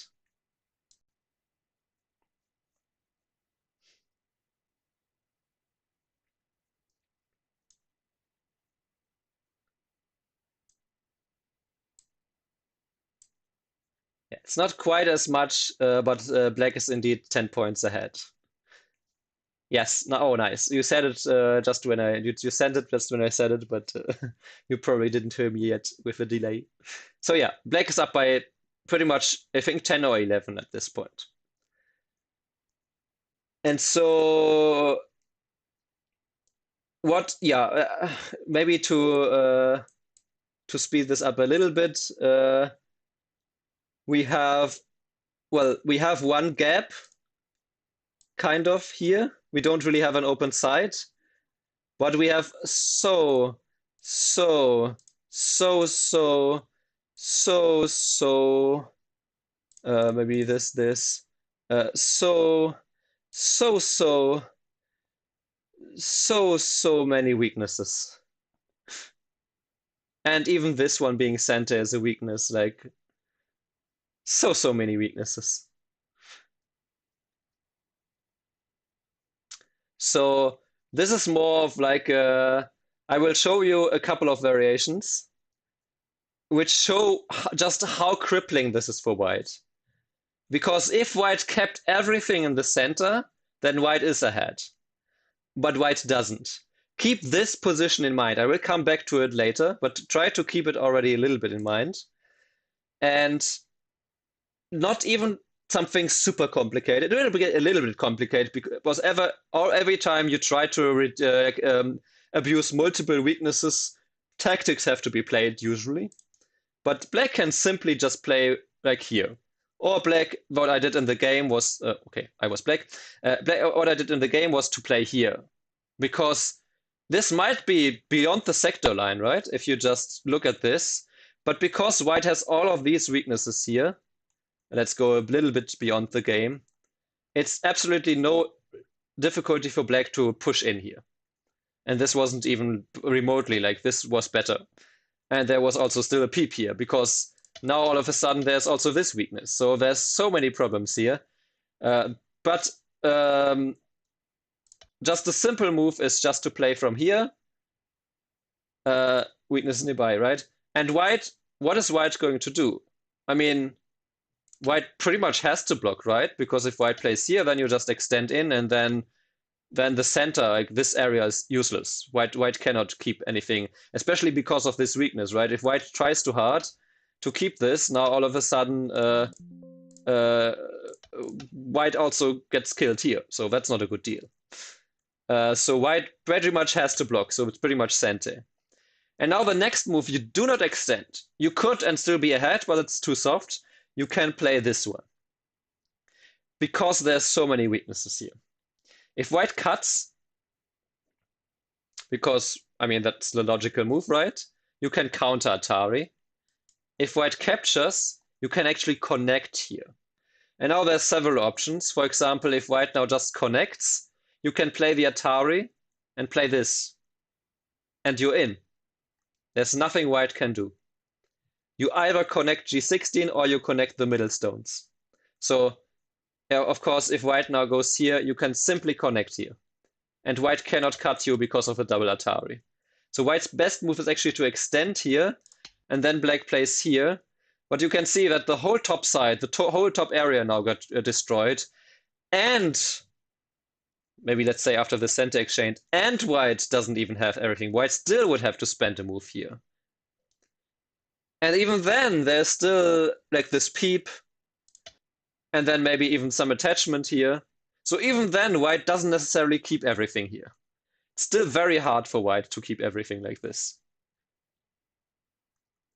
So that's one way.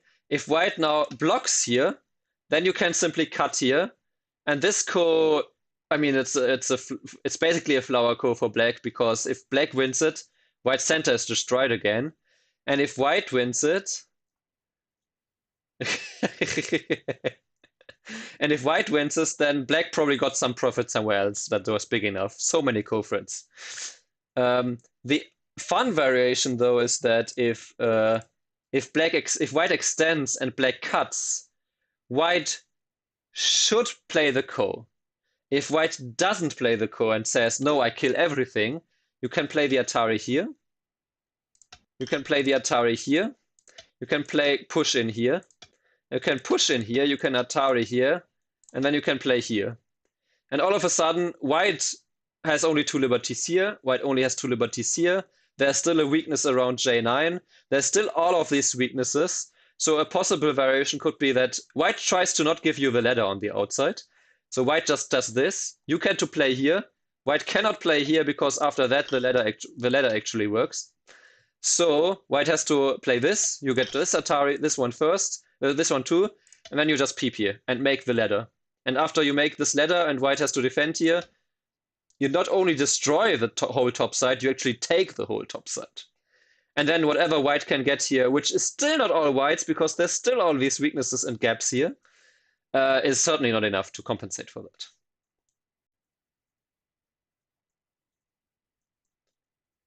So instead, white might choose to counter Atari to not let black in, but then black captures. White still has to protect because otherwise black just Ataris and pushes in.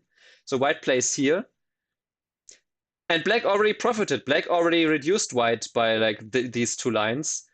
And there's still this ko. So if white connects here, now you can play here. Now you can play here. You cannot cut here because all of a sudden you are fighting a ko for this whole group. And in the meantime, you can destroy more. You can also first now as black play here, or even one lower because of all of these weaknesses.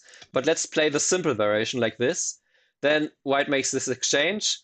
White just connects here, and then you can cut here and fight this ko. And as soon as white connects here, white is in trouble with this weakness here, and these weaknesses and all of these weaknesses still. And black can still push in here. For example, after this, you can play this wedge as a co-threat and then continue. That was this variation, right? So, yeah,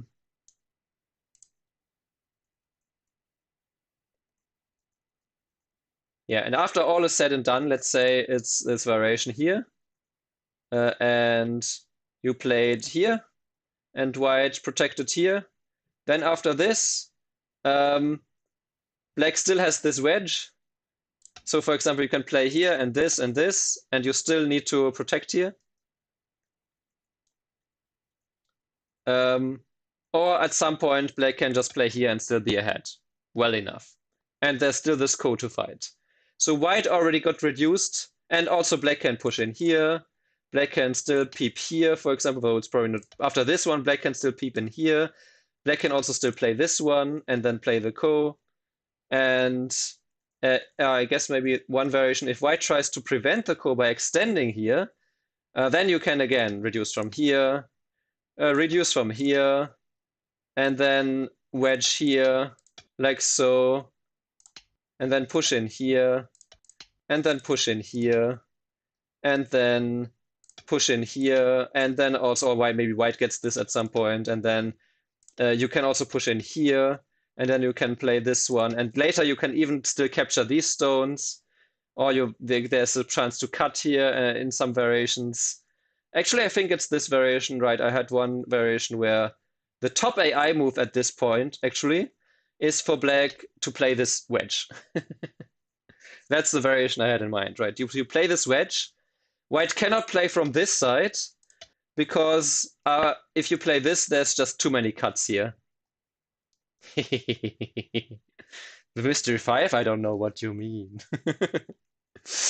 Right, so because, I mean, there's just too many weaknesses for this. And if white plays here, you can still cut here. And if white plays here, you can cut here.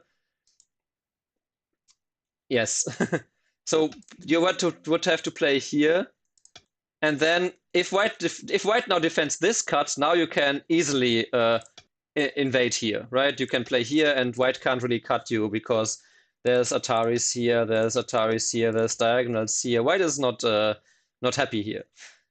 And one reason for this, I didn't even mention this, white has all of these weaknesses, but black has basically no weakness. Because black is so solid, black can fight so strongly. That's why a move like F11 is so powerful, and why you can play the double Hane here even, because you have all of this strength. So that I wanted to add too. But yeah, after this wedge, if white now defends this area, right? White defends the biggest gap, makes sense. You can cut here and threaten to capture these 2 stones. If white plays here, then you're in big trouble with the weaknesses on the outside. So white actually has to play here and defend like this. Then you can still play this. And let's say you just play this soft version. You already gained some points here too. Then you just play here and play here. White makes this exchange and has to protect here because otherwise there's Atari capture, right? If you now play a big move here, black can just Atari, and break in by capturing 3 stones, and then that's of course way too small. So if we take all of this into account, that white now has to protect here, and then black can also play this one in center, and then black pushes in here and pushes in here and pushes in here, and now black finally plays this.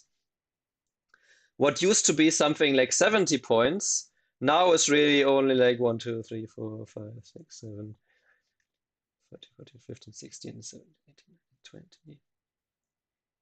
Maybe 45 or so. So because of all of these weaknesses, and mind you, this was all center by black. Black got with these reductions, all of them in center. So basically the center was worth 25 points less than it actually was. Okay, we have to say, but this is basically me. Either black gets it, then black gets a few points, or white gets it, then white gets a few more points. But generally speaking, the center that looked 70 points, and that was totally the biggest thing on the board, was so crippled by all of these weaknesses that, and that's what I said earlier, right? If white takes the whole center and black doesn't get enough compensation for that, then white is leading. So you do have to reduce this. In the game, actually, I didn't manage because I was under time trouble and was very nervous because it was the first game and I was playing against someone nominally weaker. So I was black here, and that was the first round of qualifier in the German Championship is not my friend. I have yet to win it ever. So yeah, that was sad. But in generally speaking, if you're not even trying super fancy, but if you're just reducing it from the outside like this, you already reduce it by 25 points, and it's only worth a lot less like this because of all of these. What is like 1, 2, 3, 4, 5, 6, 7, 8, 9, 10, 10 weaknesses or so.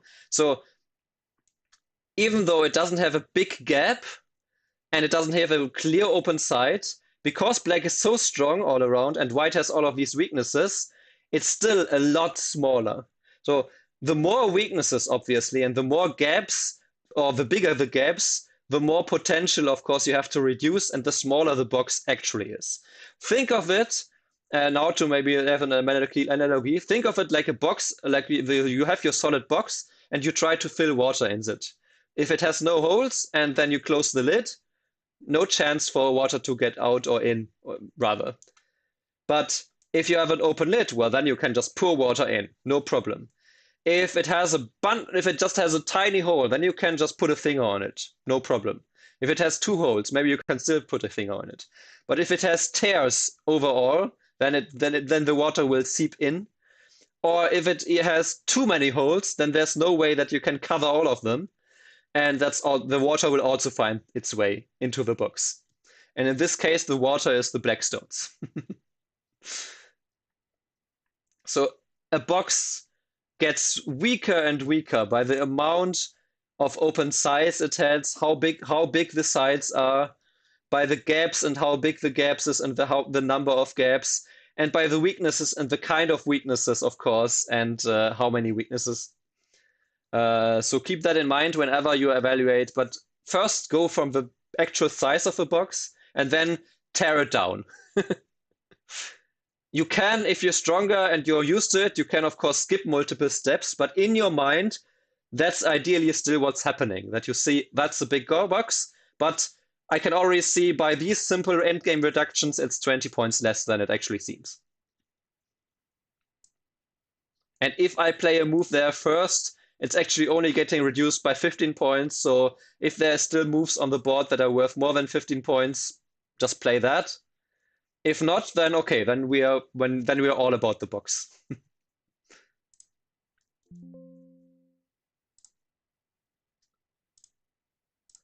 Okay, now actually coming back to a game that you already know, if you were here earlier, because it's from the same student. This is this game.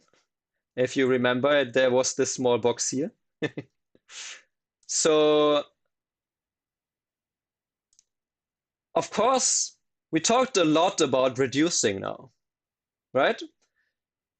But some boxes are just too big. What is the box here? Well, the box here is, let's not count the whole sides here, but the box is basically this.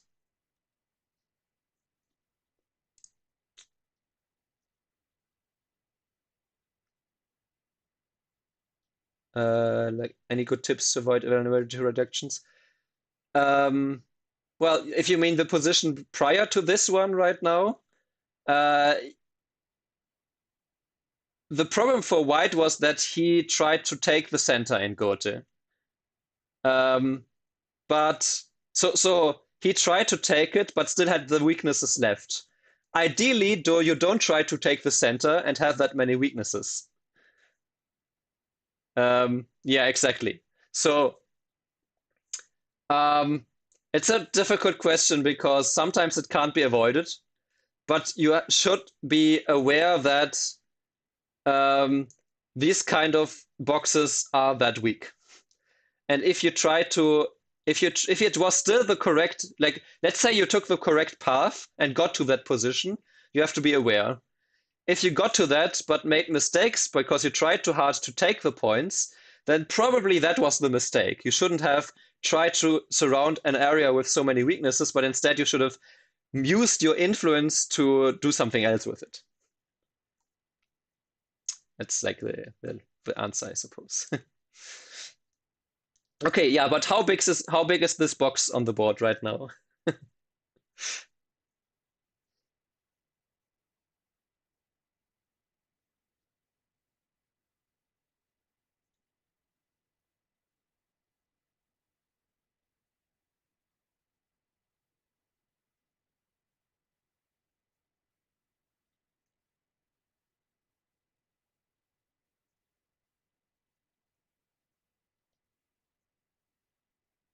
The box that I encircled.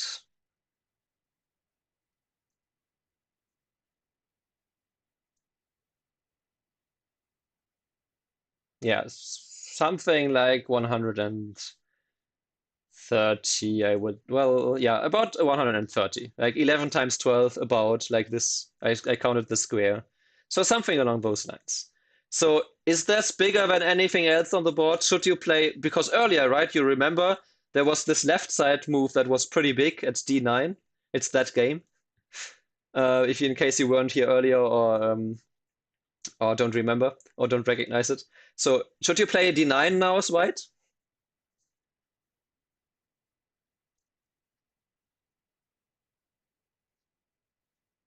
Is that bigger than the box?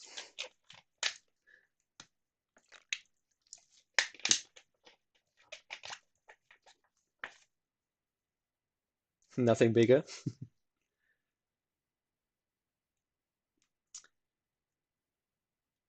Is it big enough to just reduce this box? It's not that finished. No, of course, but it's a weak box, right? It's a what we call a moyo, a framework, like a territorial framework in a way. Can't complete it with one move. Yeah, so black can't close it in one move, right? Okay. But does that mean that you should ignore it now then?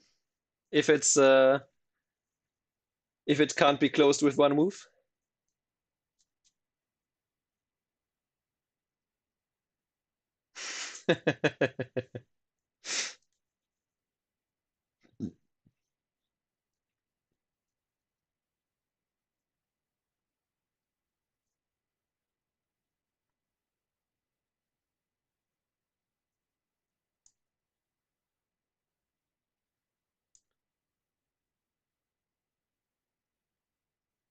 Good. J17 Jones just sitting there. Okay.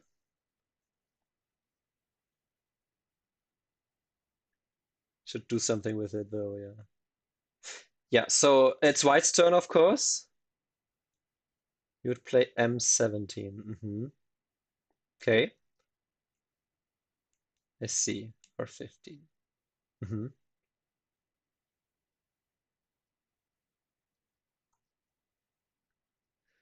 Well, our M17 is not really a rejection, right? It's an invasion. It's invading the top side. Start with corner probably. Okay. But in general, I think we can agree if black gets all these points, if you just lightly reduce, white probably doesn't have enough, right? Yeah, exactly. So yeah, that's a good point. But yeah, so again, we talked about the boxes and how big they are and how you can reduce them, and there's gaps and there's open sides. And of course, the open side here matters too. But generally speaking, if the box is this big, then you should invade. So yeah, then you cannot no longer say I just reduce. Though maybe even in this case, you could take an argument of if I now if I now just play here, maybe I can reduce this enough, but probably later you still have to invade. If black might not answer with this, like if black just answers very passively and you get everything here, like up to like the fifth, sixth, seventh line, maybe you have enough with Komi. But generally speaking, you would rather invade here and just destroy the area. So that's why the mysterious, I don't know, Zichen was really interested in it. That's where the mysterious fifth point comes into place. Can anyone take a guess what point number 5 is?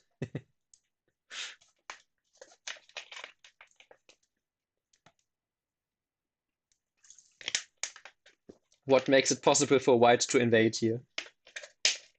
And where the 5-5 point?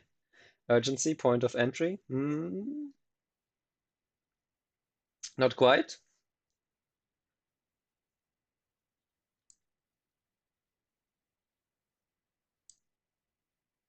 Random stone throwing, room to live. Hmm. Overplays, weak group.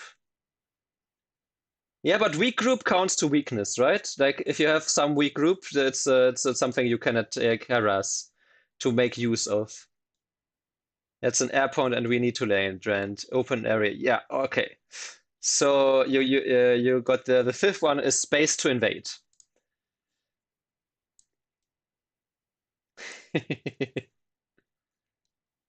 Forcing and probes also need a weakness. If you have a solid wall, there's no probes, there's no forcing moves, right? So you need space, you can make use of space to invade. Now, earlier we said that the size of a box is quite valuable, but it can also come back to haunt you. If the size is too large, then it means there's enough space to invade comfortably. Now, can you just invade anywhere? Well, no. What would be the best way to invade here, and why?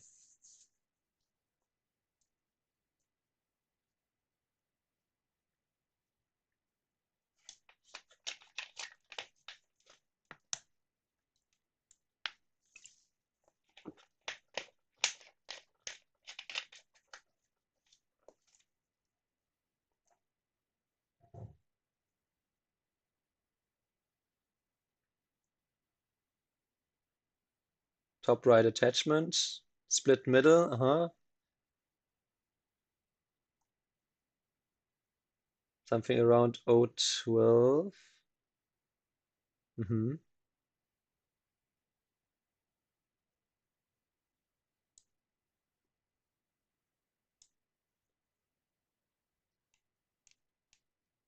Stay away from the Punuki. Top looks open like previous match is possibly example. Q14 seems nice. You can attach or extend.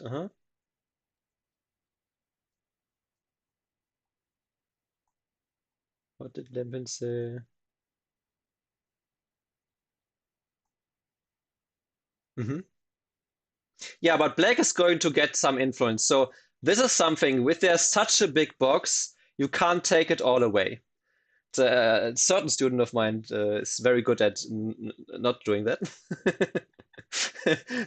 because you have to give the opponent something, especially if they're asking for that much. They're asking for the whole cake. You can't just say, "Psych, take the cake and run." You're going to trip and fall into the cake, and nobody is happy. But especially you are not happy. Your opponent might laugh because you were dumb and try to take it all. So you have to be aware that you should take a slice away from the opponent when you invade such a big box. Hmm. Where's the most space?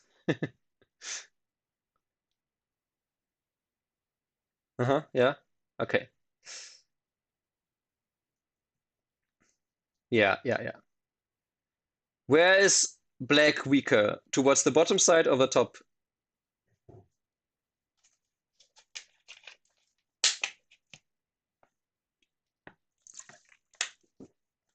Hmm. Yeah, so the exact top AI move was not mentioned, but or was it actually? Let me scroll up. R13. I don't think so. So the very best move is to play here. Bottom side, white has support. No, black has a Ponuki here. Black has all of this strong shape here and has something here. This is not really support here.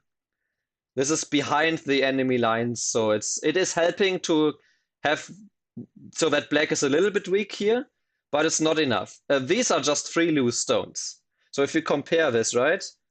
If you compare this, thank you for the follow. Here, there's all of these gaps, and here black just has a Ponuki and a strong wall. You have to also mention the corner here is alive. So basically, the only real weakness here is like this. F5 is pretty though. So that's why R14. R14 makes use of the space and looks into the corner. That's what this one does. R15 works, but it's a little bit it makes the corner a little bit too easily black's, because now if black wants to protect the corner, for example, like this, then later at this point, or let's say black keeps attacking, you can still attach here and maybe get some additional profit, and black doesn't get as much. If you attach immediately, then probably black gets a pretty large size of chunk in the corner, and it's a lot stronger. Like let's assume something like this. Then black got a lot stronger here than prior and got a lot territory, and black gets to extend, and you're undercut like this. So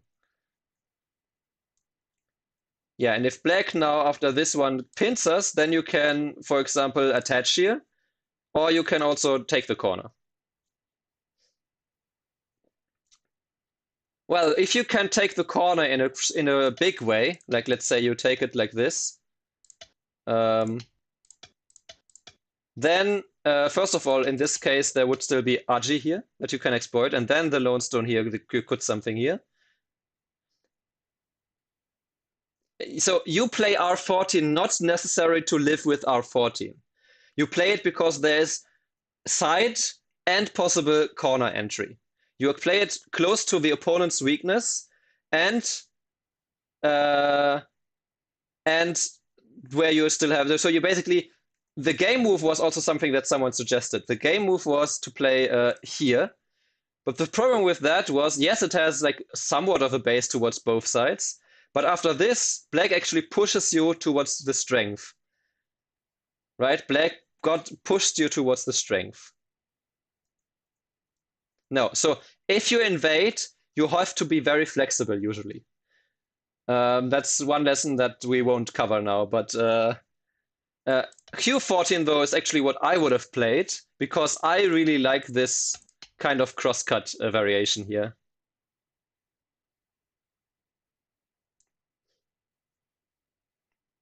But all of these are fine as long as you play in this general area. Now M17 might also be okay, but it might also be like this. Like this might be a bit too easy for black to now take the big side without much RG. Right? Earlier when white took the corner, it was still RG on the outside. So So I don't know, Sabaki using Sabaki, yeah. And of course, you have to be no. Can I be flexible? Because if black gets too much on the side, then of course that's not great. But we already established, and that's also one something. If black, for example, now does something like this, the fact that there's also a lot of space on the outside here because there's a big gap. There's big gaps here, makes it even more easy for white to invade here.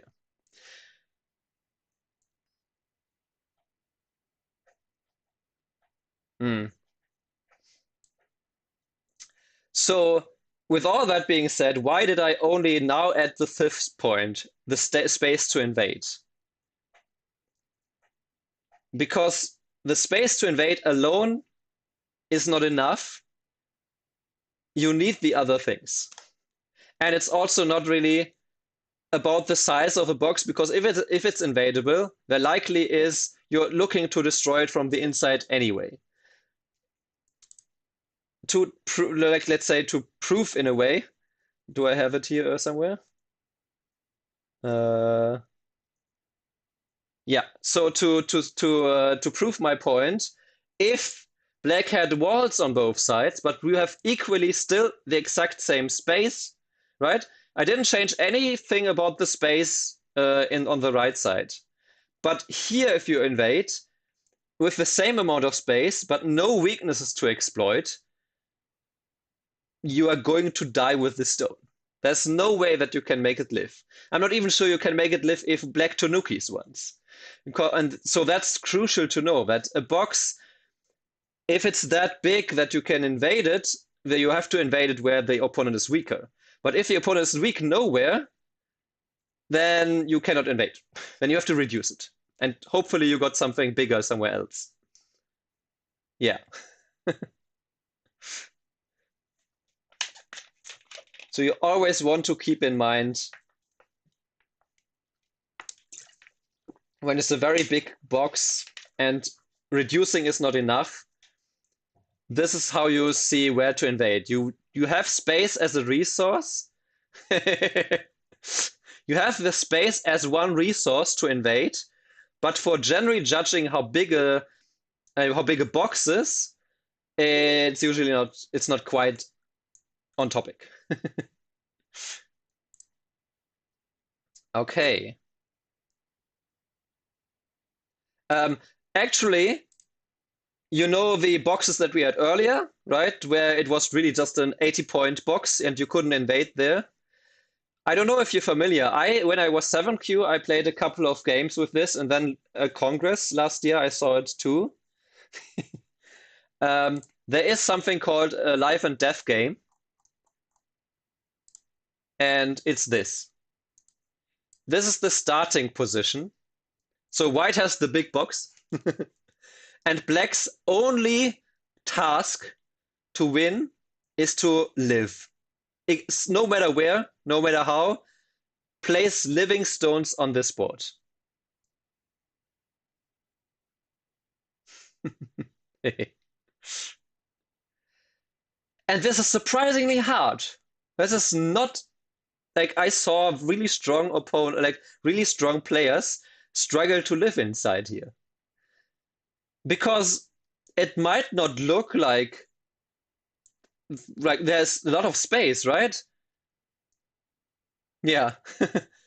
But there's not really weakness. There's a little bit weakness. If white had a complete solid wall all around, then I would say there's even a very small chance. With this, there's somewhat sometimes some kind of ladder breakers, or you can maybe capture a stone in the corner and make one eye, right? So you can create weaknesses this way. But generally speaking, the space in this center, I'm not even sure. That would be a fun experiment. How many stones do you need like this on the side so that AI versus AI with, like, let's say, like minus 300 something Komi, uh, could black as AI always live in here? That would be an interesting question. But generally speaking, it's not trivial to live inside here, and that's the biggest space you can ever get. And that also tells you something, that not only do you usually need the space, you need weaknesses from the opponent, and typically you need some side or corner access. Because that's where you can make life the easiest. It's not only the most points, the most efficient points, but it's also the easiest way to make life. So that's not given in this position. You don't have center or corner access. So you have to you don't have side or corner access, of course, right? And you don't have a specific weakness. So even all of this like 17 by 17 space might not be enough to live.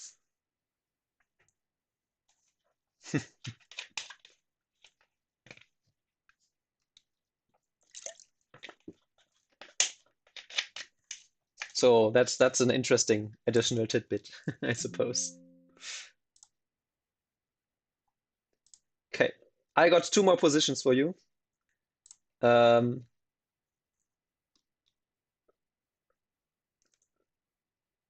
Which move 113. One is, let's say, one is another workshop task, and one is just one I will basically just show and show you all the fun that can happen there. Move 113. This one actually is the only loss I had against by a very small margin against the 5 dan in the tournament I won, where I also beat the 7 dan. So yeah, bad memories, but I'm here to share this game. So what is happening here? Where's the box? What is the box? How big is the box?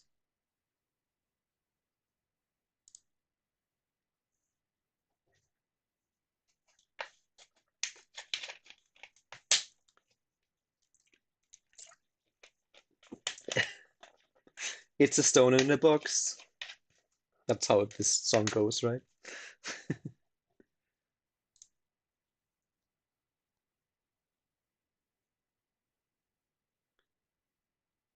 Why is the box? And if so, how many?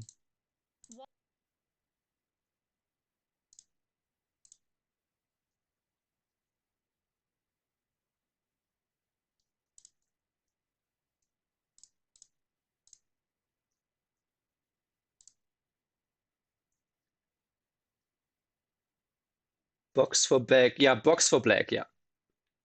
I don't think white really has any box that you could possibly think of.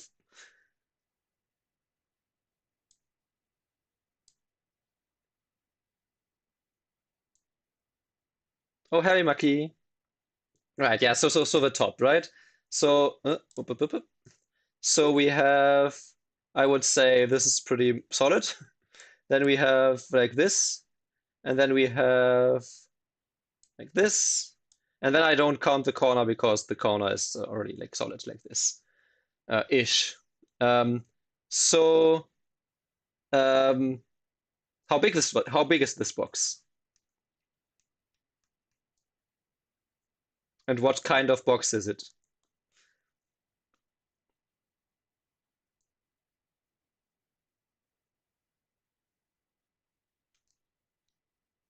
Actually, probably I can go even a little bit further like this.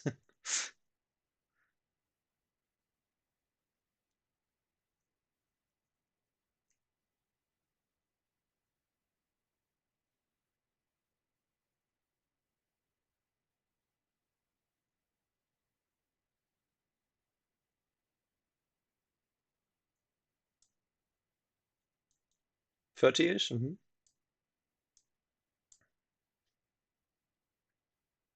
Yeah, 30. Yeah, I agree. Something along those lines of 30.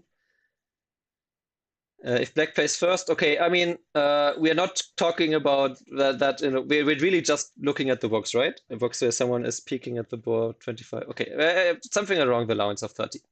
So, what kind of box is it? Is it aka 2, 3, and 4?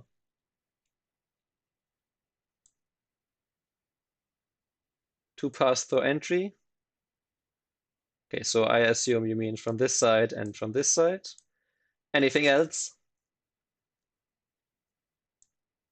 It's like more like a side box, yeah. Right, but still has a side. Right, let's say the entry point is from the center. I could have also said the box is just this general area here, but yeah, what else is there?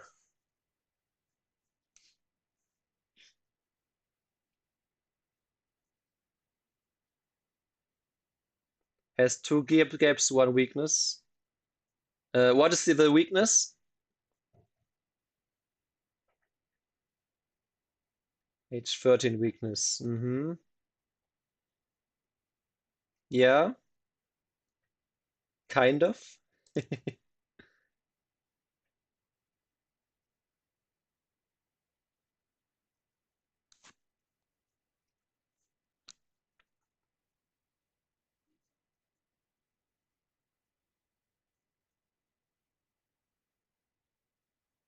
No, that's fair. There's like a cut here and only a couple of weaknesses here, so that might be something. The black group on the left is not alive. Exactly. So this is a weakness. Like if it is part of the box. If it's part of the box, especially, but of course also in general, it counts as a weakness. So the fact that this whole black group only has like half an eye, right? White, black, and Hane, and then Hane here, and let's get one eye here. The fact that black only has half an eye with this whole group means if it gets cut off, because white is also pretty strong here, and it gets completely surrounded, it's dead.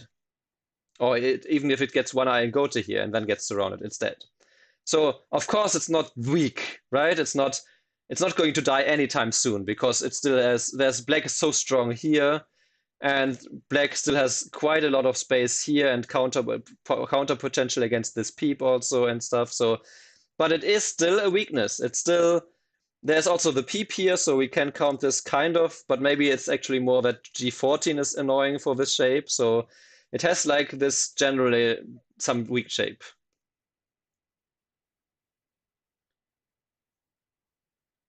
Yeah, exactly. So in general, that just means that um, that's not a good idea. That means that the center is a little bit weak like that.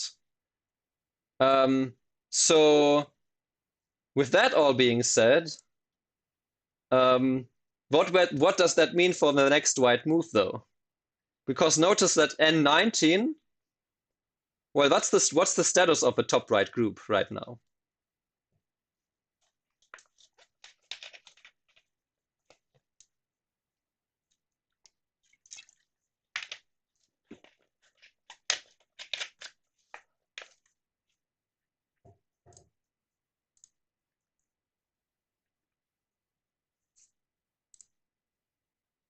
Mm-hmm. Yeah, so it's a ko if white plays away, right? If white now plays, no, let's play a random move, then black can play here, and well, actually no, black can play here, and then it's a ko. If white connects, it's just dead like this.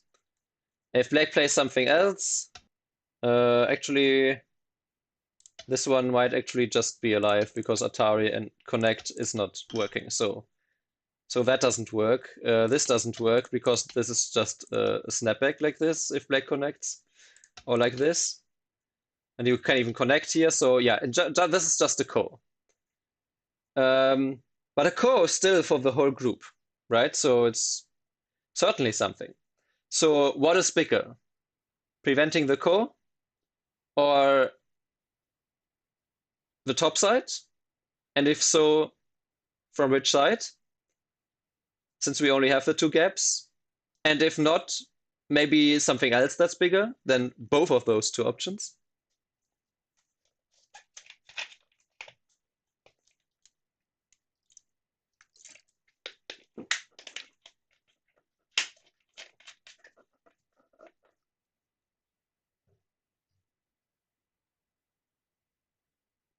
It's White's turn.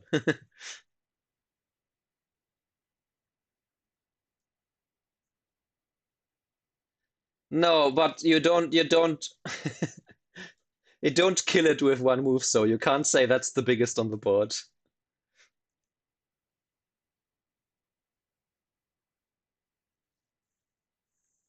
White dies?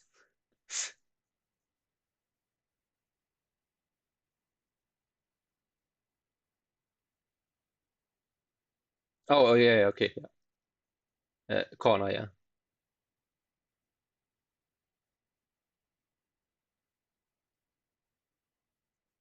Yeah, exactly. Yeah, I didn't read that correctly.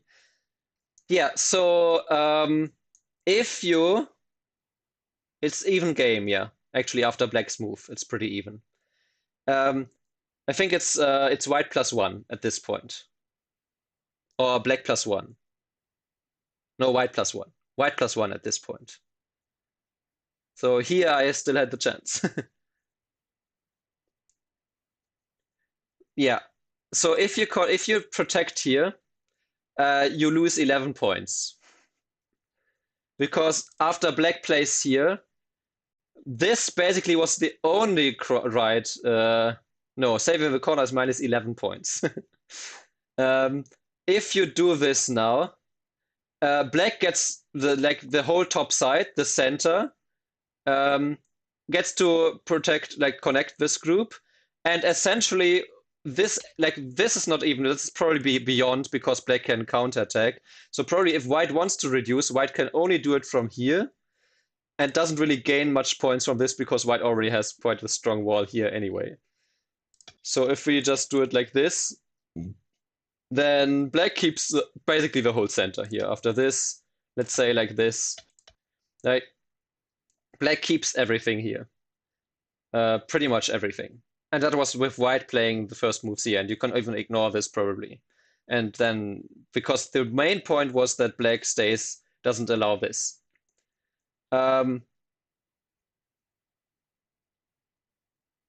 So that's also why the Hane Connect here from black was minus 6 points.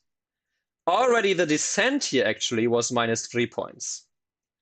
But I figured because why, I was already thinking about ignoring this, but because I don't know, maybe I was hoping for this, or maybe I was not in a good state. But black did play this, and then it was even again. And then, by the way, um, playing something on the bottom side is slightly better than the top right, but it's still minus 9 points. So even though this bottom side also looks like big endgame, right? Both could play a move here and take some points. It's not even close. Black plays here and gets way more. So I played this one in the game. It's slightly worse than the best move, which is the Hane. And the Hane is possible because of this Tisuchi. And now, I don't know who said it earlier, but the fact that there is a cut and weakness, like only 3 liberties on these two stones, does actually matter. And let's play it out like something like this. But the point is not that you save the top, because there's not a lot of space, and black is so strong here. The point is that now you can actually counterattack in the center, like this. Right, and now black can never cut because you just capture these, and if black ever plays this and then cuts, then you get all of these forcing moves here. If not more, you get this forcing move here, and if black has to defend, all of a sudden you saved, right? Or maybe even play this. You saved everything, and now the center is really attackable. And what black got on the top side was not worth that. So that's why black can't even cut this, and why you can play the Hane, or why black can cut, but has to be very careful how to proceed after that. I was a more chicken. I extended here when it was slightly better for black again. But generally speaking, this was by far the biggest area.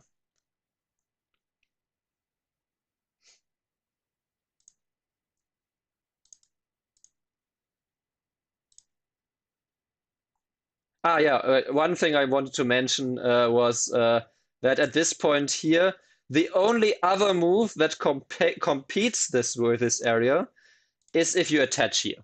That's the besides with these two, that's the second best move, because you threaten to capture these. So you play here, you extend, and black could now play here. That would still be the biggest, but this was only like 1 point gain for black, because after the cut here, well, this is if this gets captured, it's quite big, and if it doesn't get captured, then white still will get a lot of profit from this. Maybe like counterattack this still, or Hane here, or do something here. So black connecting here is fine. Then you gained a little bit here, maybe some weaknesses here to exploit, and then you still just play this one. That's one thing to mention, I suppose.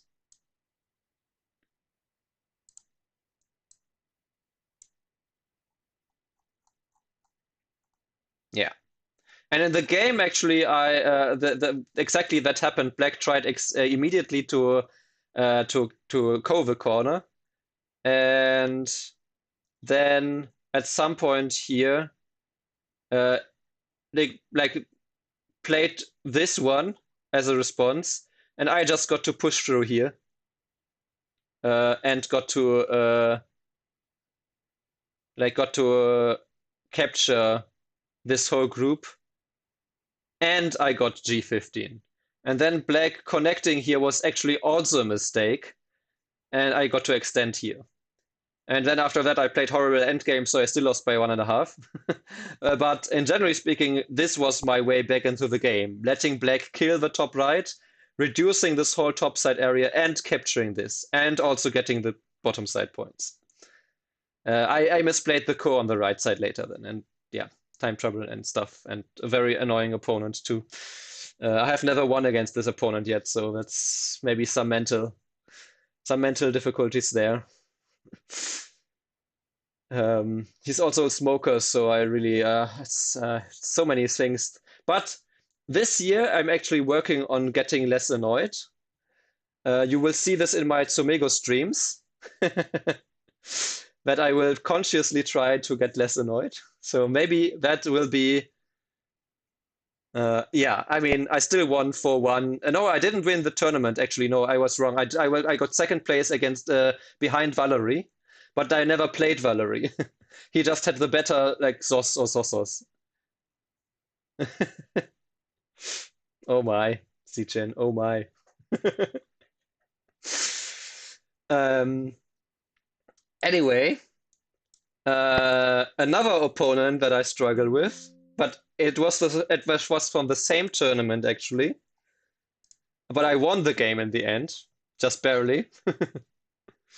Well, I won it by killing, but it had a very fun position, and that was one of the positions that sparked this whole thing, because I was pretty amazed at what I should have, like what happened here.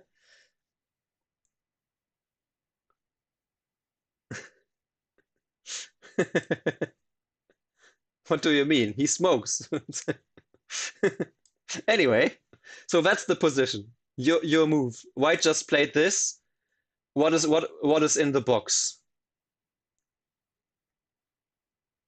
And I will mark the box this time. Also, good job for me saying that I will not have this lecture go as long as the last one, and then it's equally long, but oh well.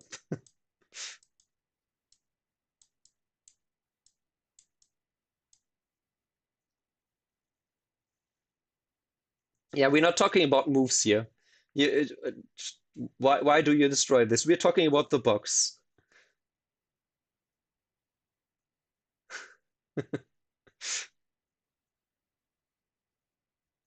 Yes, Lepin is still open from the top. From the bottom, kind of. Yeah, there's a gap, I would say. Oh yeah, we count first. You're true. That's also one thing.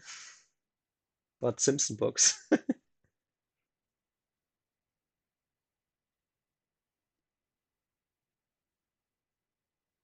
Yeah, something like 70. Multiple gaps, right? There's also the entry here. There's also somewhat the entry from here. So these could be counted as the same if we just if we just make the box up to here.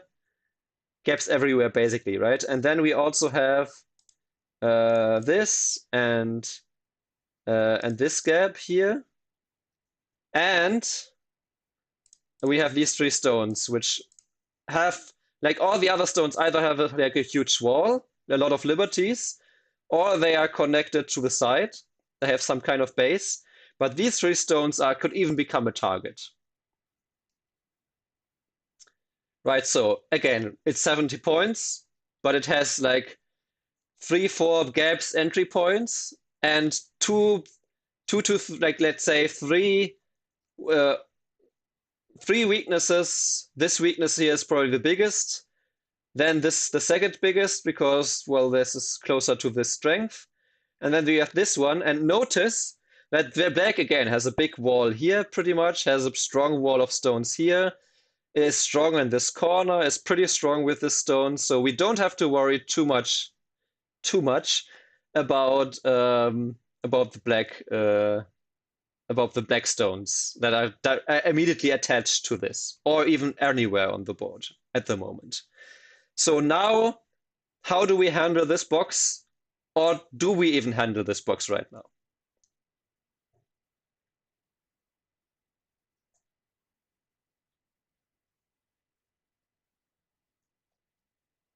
And by the way, I would basically count these weaknesses as near gap weaknesses because black is so strong nearby. Like it's black can almost enter, but it's still more classified as weaknesses, I would say. Try to separate the N15 group.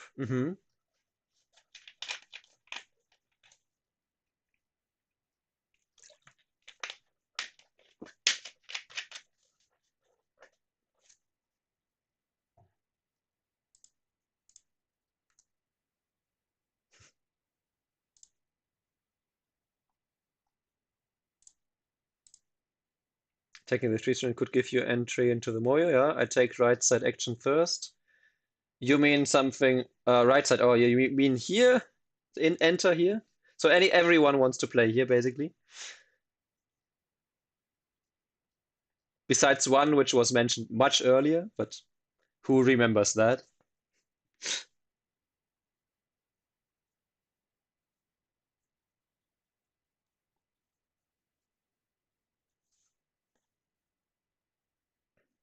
hmm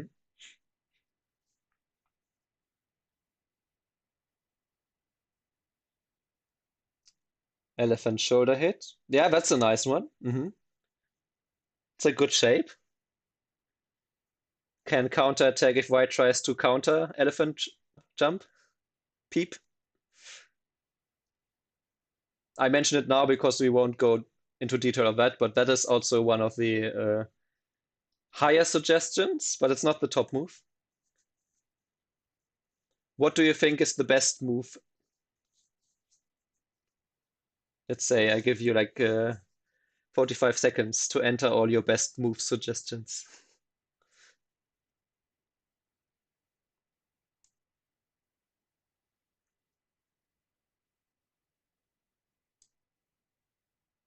Starting at 5, and 5. Oh, 13. Okay, or peep.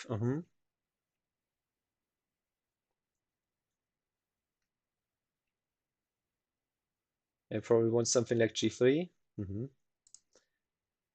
Interesting take.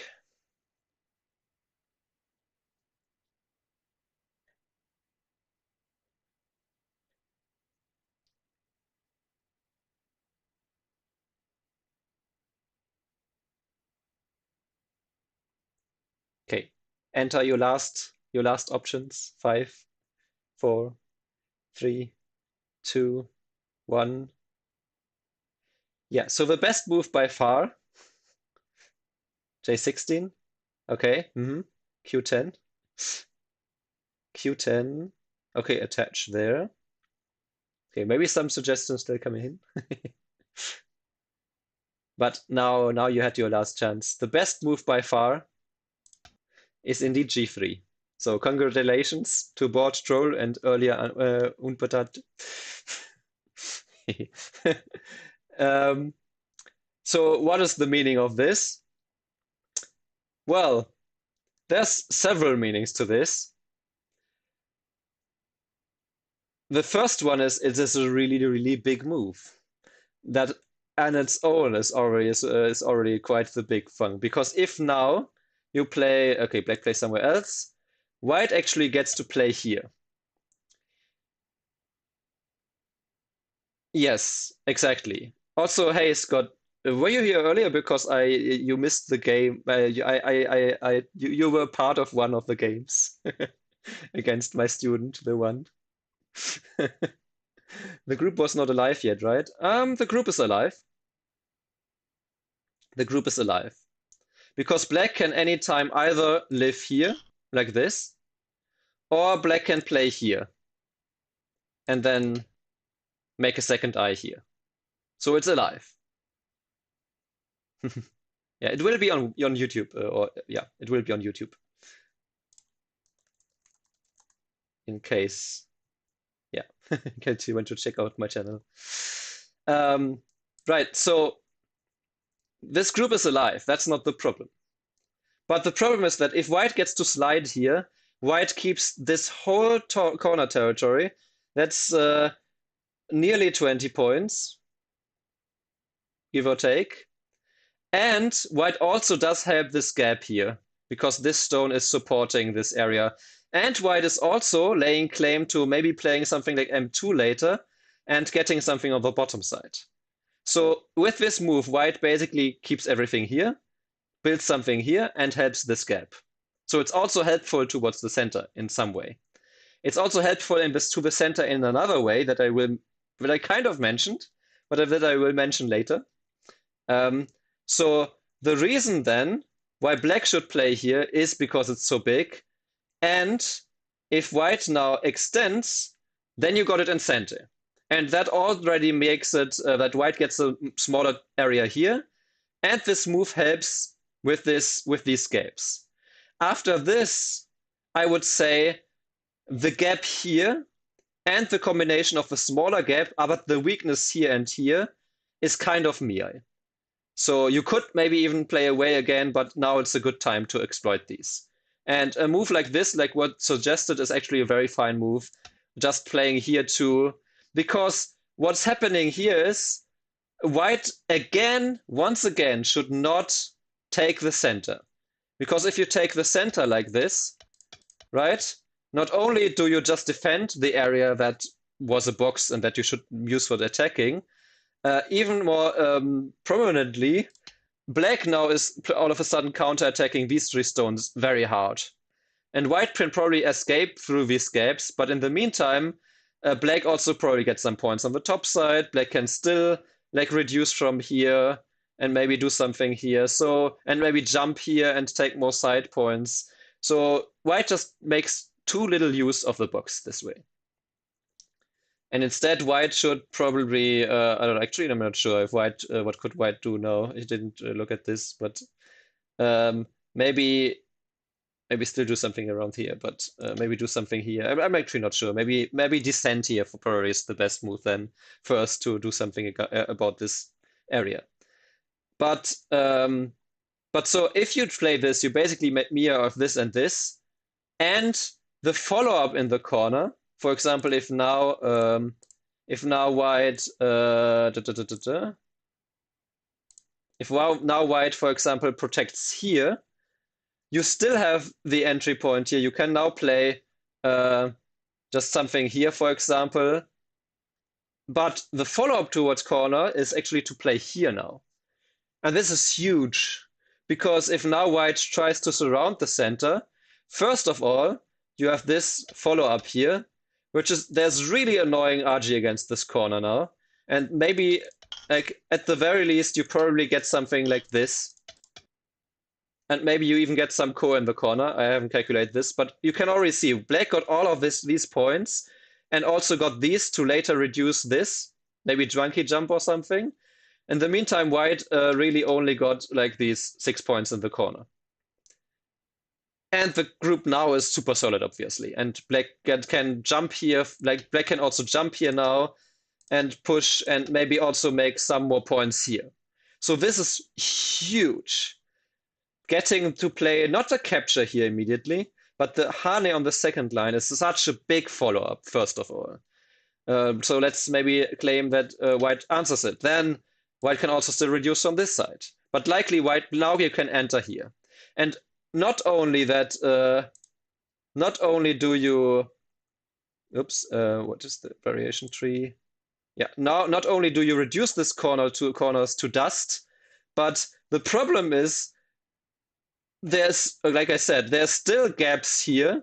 There's still something like this move, or something along those lines here, maybe, to still eye these 3 stones and to reduce from this side. So you can still make use of, or maybe something like this, you can still make use of this gap here to further reduce this. Like if white now just defends like this, right, then you can also push here and maybe slide here.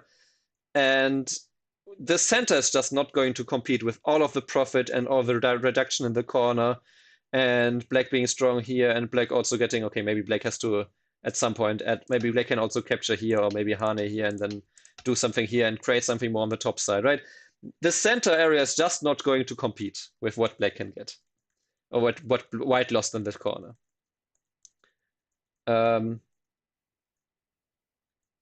Alternatively, black can also reduce here immediately before playing this. But again, white should not defend like this.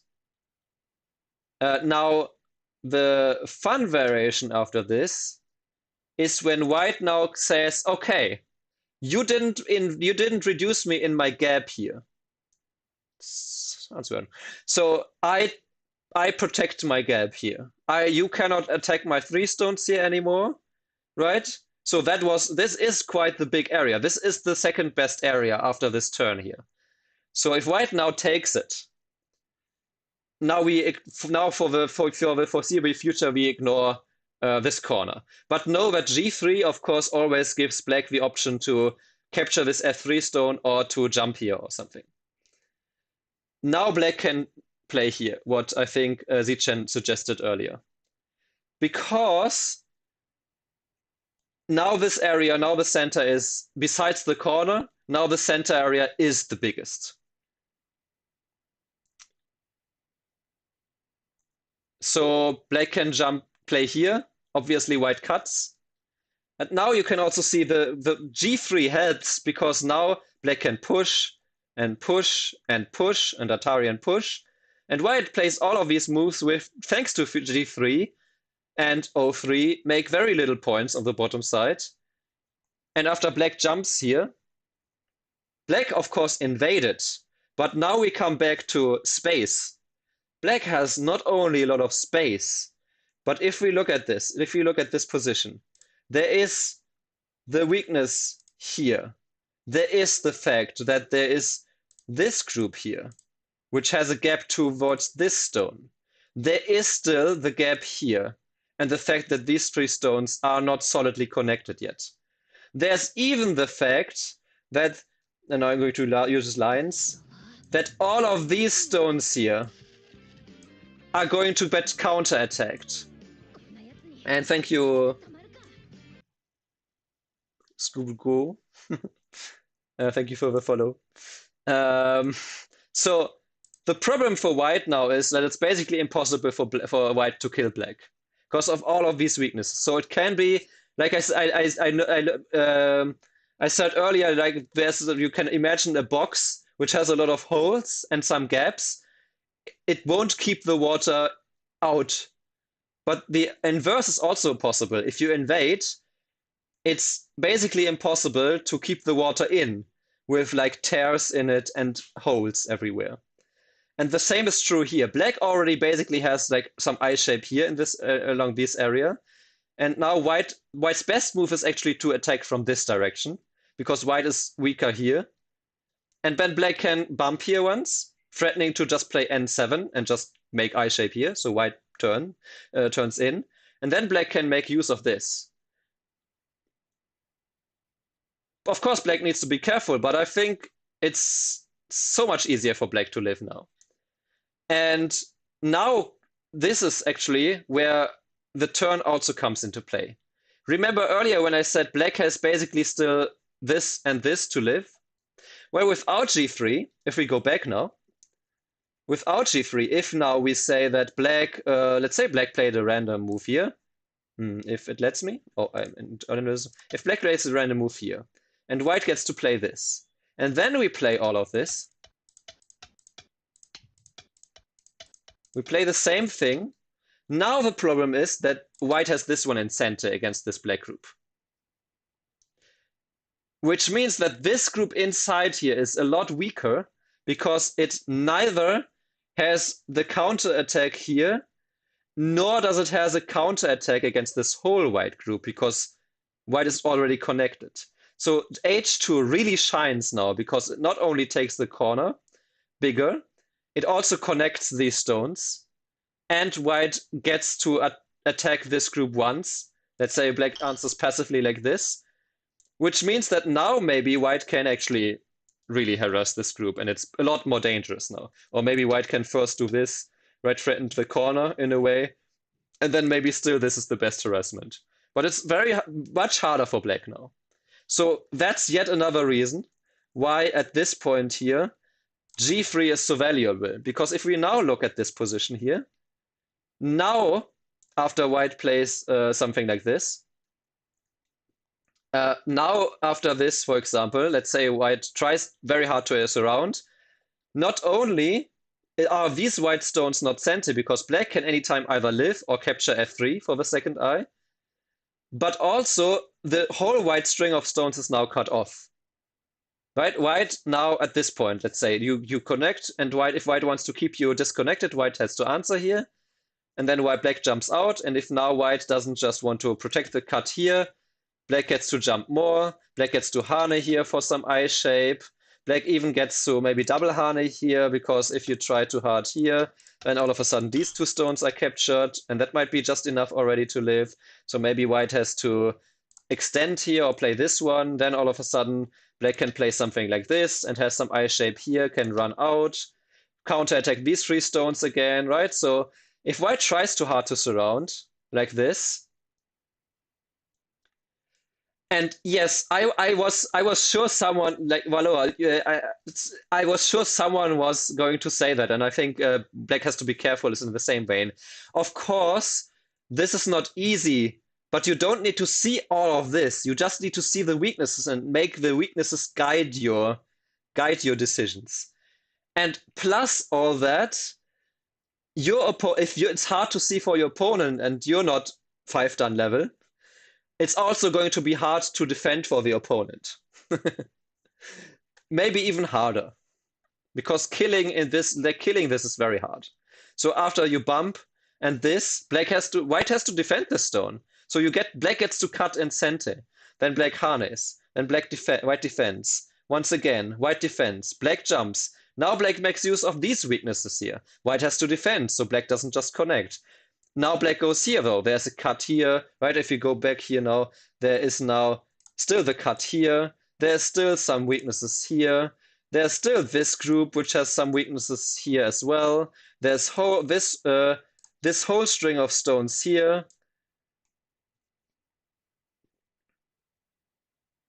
Sure, but that's how all of these weaknesses that white had make well, you say automatic, that might be a little bit mean to some players who don't think so, but okay. But the fact is, we are at this position, and if you look at this position now, you wouldn't be sure who was the initial attacker. Well, the thing is that the reductions were small to begin with at that point. I will go back to that position, but the point is that this is an equal fight, maybe even worse for white now. But it started with white having all of this box, having all of this influence. So how did we get here? Because white tried way too hard to claim that it was all whites, to say that I had weaknesses, but I don't care, right? Sure. The thing is here, at this point here, what are your reduction potentials? You can really only enter from this side and maybe a little bit from this side. So your reduction options were already relatively limited. It might still be enough to just reduce. Heck, it's enough to just play f2 because that's even the. I think n5 is the best move and f2 is a very close second, right? But the reduction options are already so small that if you're confident that you can just destroy the whole center, because now that's the biggest thing besides the corner, then you can do that. And here you can very much. It's really at this point here, it's relatively easy to do that compared to other Morios, I suppose.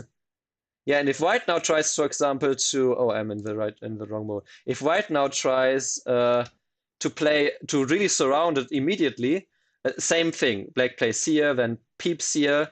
If white wants to keep you in, then again you cut. Then you play this one, threatening to actually jump here and to separate these stones. So white defends, and after black just plays a very slow-looking but very powerful tiger move because um, extensions are good for fighting and to be very strong, but diagonals are best for making eye shape. So essentially, at this point, you can see that these diagonals here, oh, that was the wrong one, but these diagonals here give black eye shape here and eye shape here and so on. Right, so at this point here, black is basically already alive inside. We're playing another move, of course. And there's still a little bit of a gap here, and there's still the fact that this whole white group is not alive locally yet, and that there's still the follow-up in the corner. So that's why at this point here, actually the best move for white is to just respond here. Because insisting on that the center is enough is just not the right path forward. So yeah. On the other hand, it is already better for black. So maybe trying hard to make black commit and then kill him might be the best option for white to come back in this game.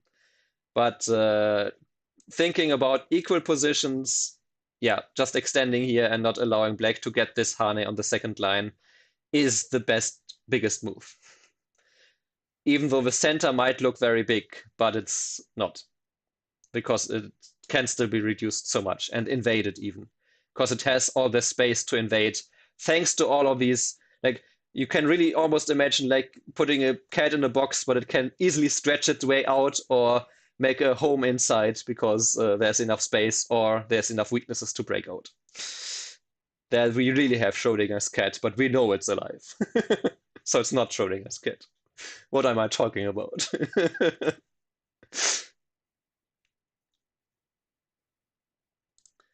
Okay.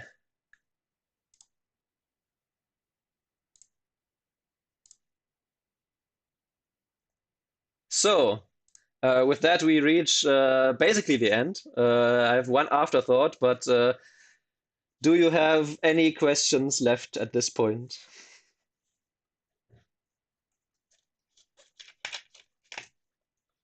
And yes, I really made this like a school presentation.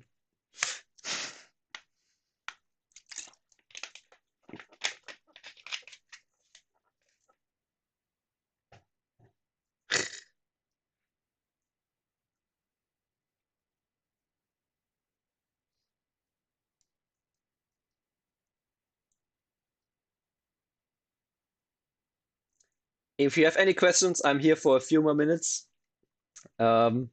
Because one afterthought that I have is uh, glad you liked it. And yeah, I got a little bit of inspiration from Nordic Gojo Dojo lectures. So if you don't know those, there are some gems there in too.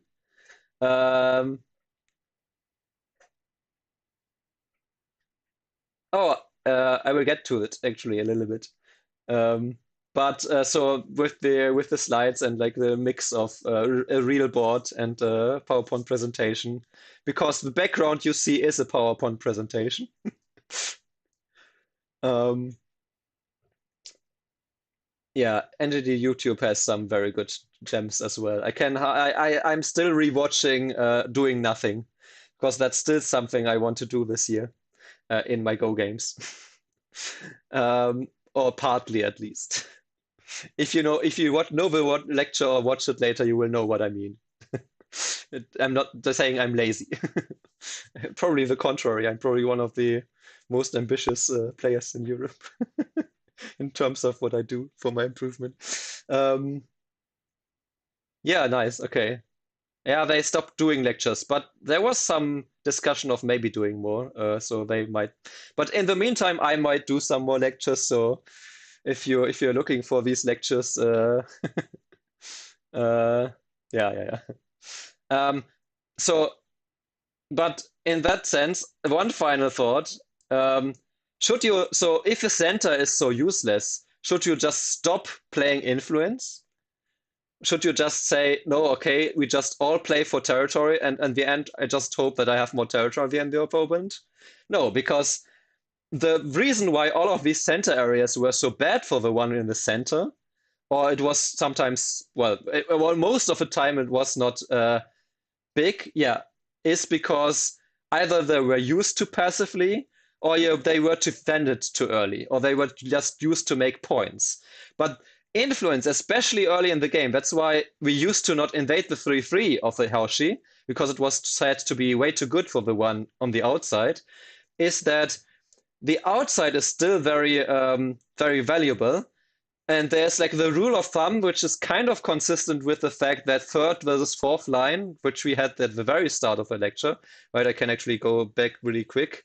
When we go back to this, it is 15 points, but it is equal-ish, right?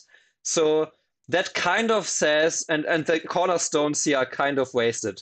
There's a kind of general rule that a stone facing the center, a stone in a wall facing a center, is worth 2 points for each stone. It's kind of true, I suppose. Um, and so if we go back here, uh, that's the third point. But you can make use of it to fight, because every fight, every ladder, everything, you can push the opponent towards your strength. Every fight is in your favor. You don't have to worry about your own weaknesses so much. And you can also invade so much easier because you have strength that you can run to. Like earlier, the example where I showed where you make use of the weaknesses. Um, if you have all of his strength outside, it's so much easier to just press down like 25 points to the opponent or straight up invade. And I didn't even show that, but in the game where this was in this game where there was 70 points that shrunk to 45 points, AI even had some crazy variations where you just live inside. So yeah. um, so the hidden value I talked about just now is basically these arbitrary 2 points per stone facing the center. But it's also especially true in endgame. If you have very solid shapes, you will have hidden points in endgame towards the center. You will still get some points in the center.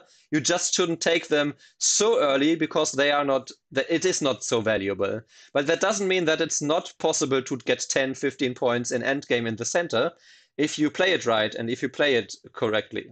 If, for example, the center area is still something big that has to be reduced. Like, there's plenty of games where even in endgame you still have to play a big center area because otherwise, the opponent encloses too much because they enclose the last open side to a big box or a medium box at this point, maybe medium small box, but it's still the biggest. So there's that hidden value also with the Yosei. And of course, as we saw in the one game where there was the big box, the Moyo of 120 points, you can also play for a loose Moyo for a big area and say, I force you to invade or I win. If you invade, I get to attack something. And if you attack something inside your Moyo, there's always a chance for killing a big dragon. And isn't that just the most fun you can have? So, influence is good. Just don't make territory with it. Just don't make your boxes be small boxes that you keep for yourself. Put your box out in the world, shout it out to the rooftop and say, I'm going to counterattack. I'm going to invade you everywhere. And maybe later I still make points with this box, but if you try to reduce it, I will counterattack. I will counter invade. You will have a bad time. I will just ignore because the corner was bigger. So if you can evaluate that really correctly, then it could also be a weapon in that kind of case, in that kind of sense. And yeah, if there's no further questions left, that was my final thought, so that you don't get discouraged to play for influence, basically. Then I thank you all for watching and so actively participating. This was a blast, especially thanks to you participating in this active manner. Um, Finally, or if you're watching this later on YouTube, you can see my Twitch commands on stream. I am a Go teacher, and if you like this kind of methodical approach to the game and think I could be of help, consider me as a mentor. I'm working on a website, but I'm not done with that, so the sensei links are not are going to be updated later this year. And yeah, join my Discord if you want to contact me. YouTube, it was what is up. So what is my plan? If you were on the Discord, you can see my year resolutions for Go, so you know that I have some plans. Um, but more videos are coming. The next videos will be a series on how I beat the strongest player in Europe last year. By now it's last year. Okay, good night, Sim. Yeah. Um, and so yeah, but if you want to stay up to date, if you want to get notified when I go online and stream on Twitch or when a new video comes out, um, then go and join my Discord. Oops, that's the wrong command. Like this. And you can see, like I said, you can see stream announcements, YouTube video announcements of sometimes, especially at the start of the year, get see the killing of dragons and more, Tsumegos, everything. And so if you wish to stay in touch, join my growing community, the growing cave, which I soon need to dig deeper. And with that, thank you all for watching again so much. I hope you had a wonderful time. I hope you enjoyed this event as much as I did. And I'll see you in the next stream or in my Discord. And with that, actually, let's rate someone, maybe, before I log off, because I was so in the mode of saying goodbye. We got bats again. We got ooh. Actually, let's rate bats today again. Let's do that. I feel like it.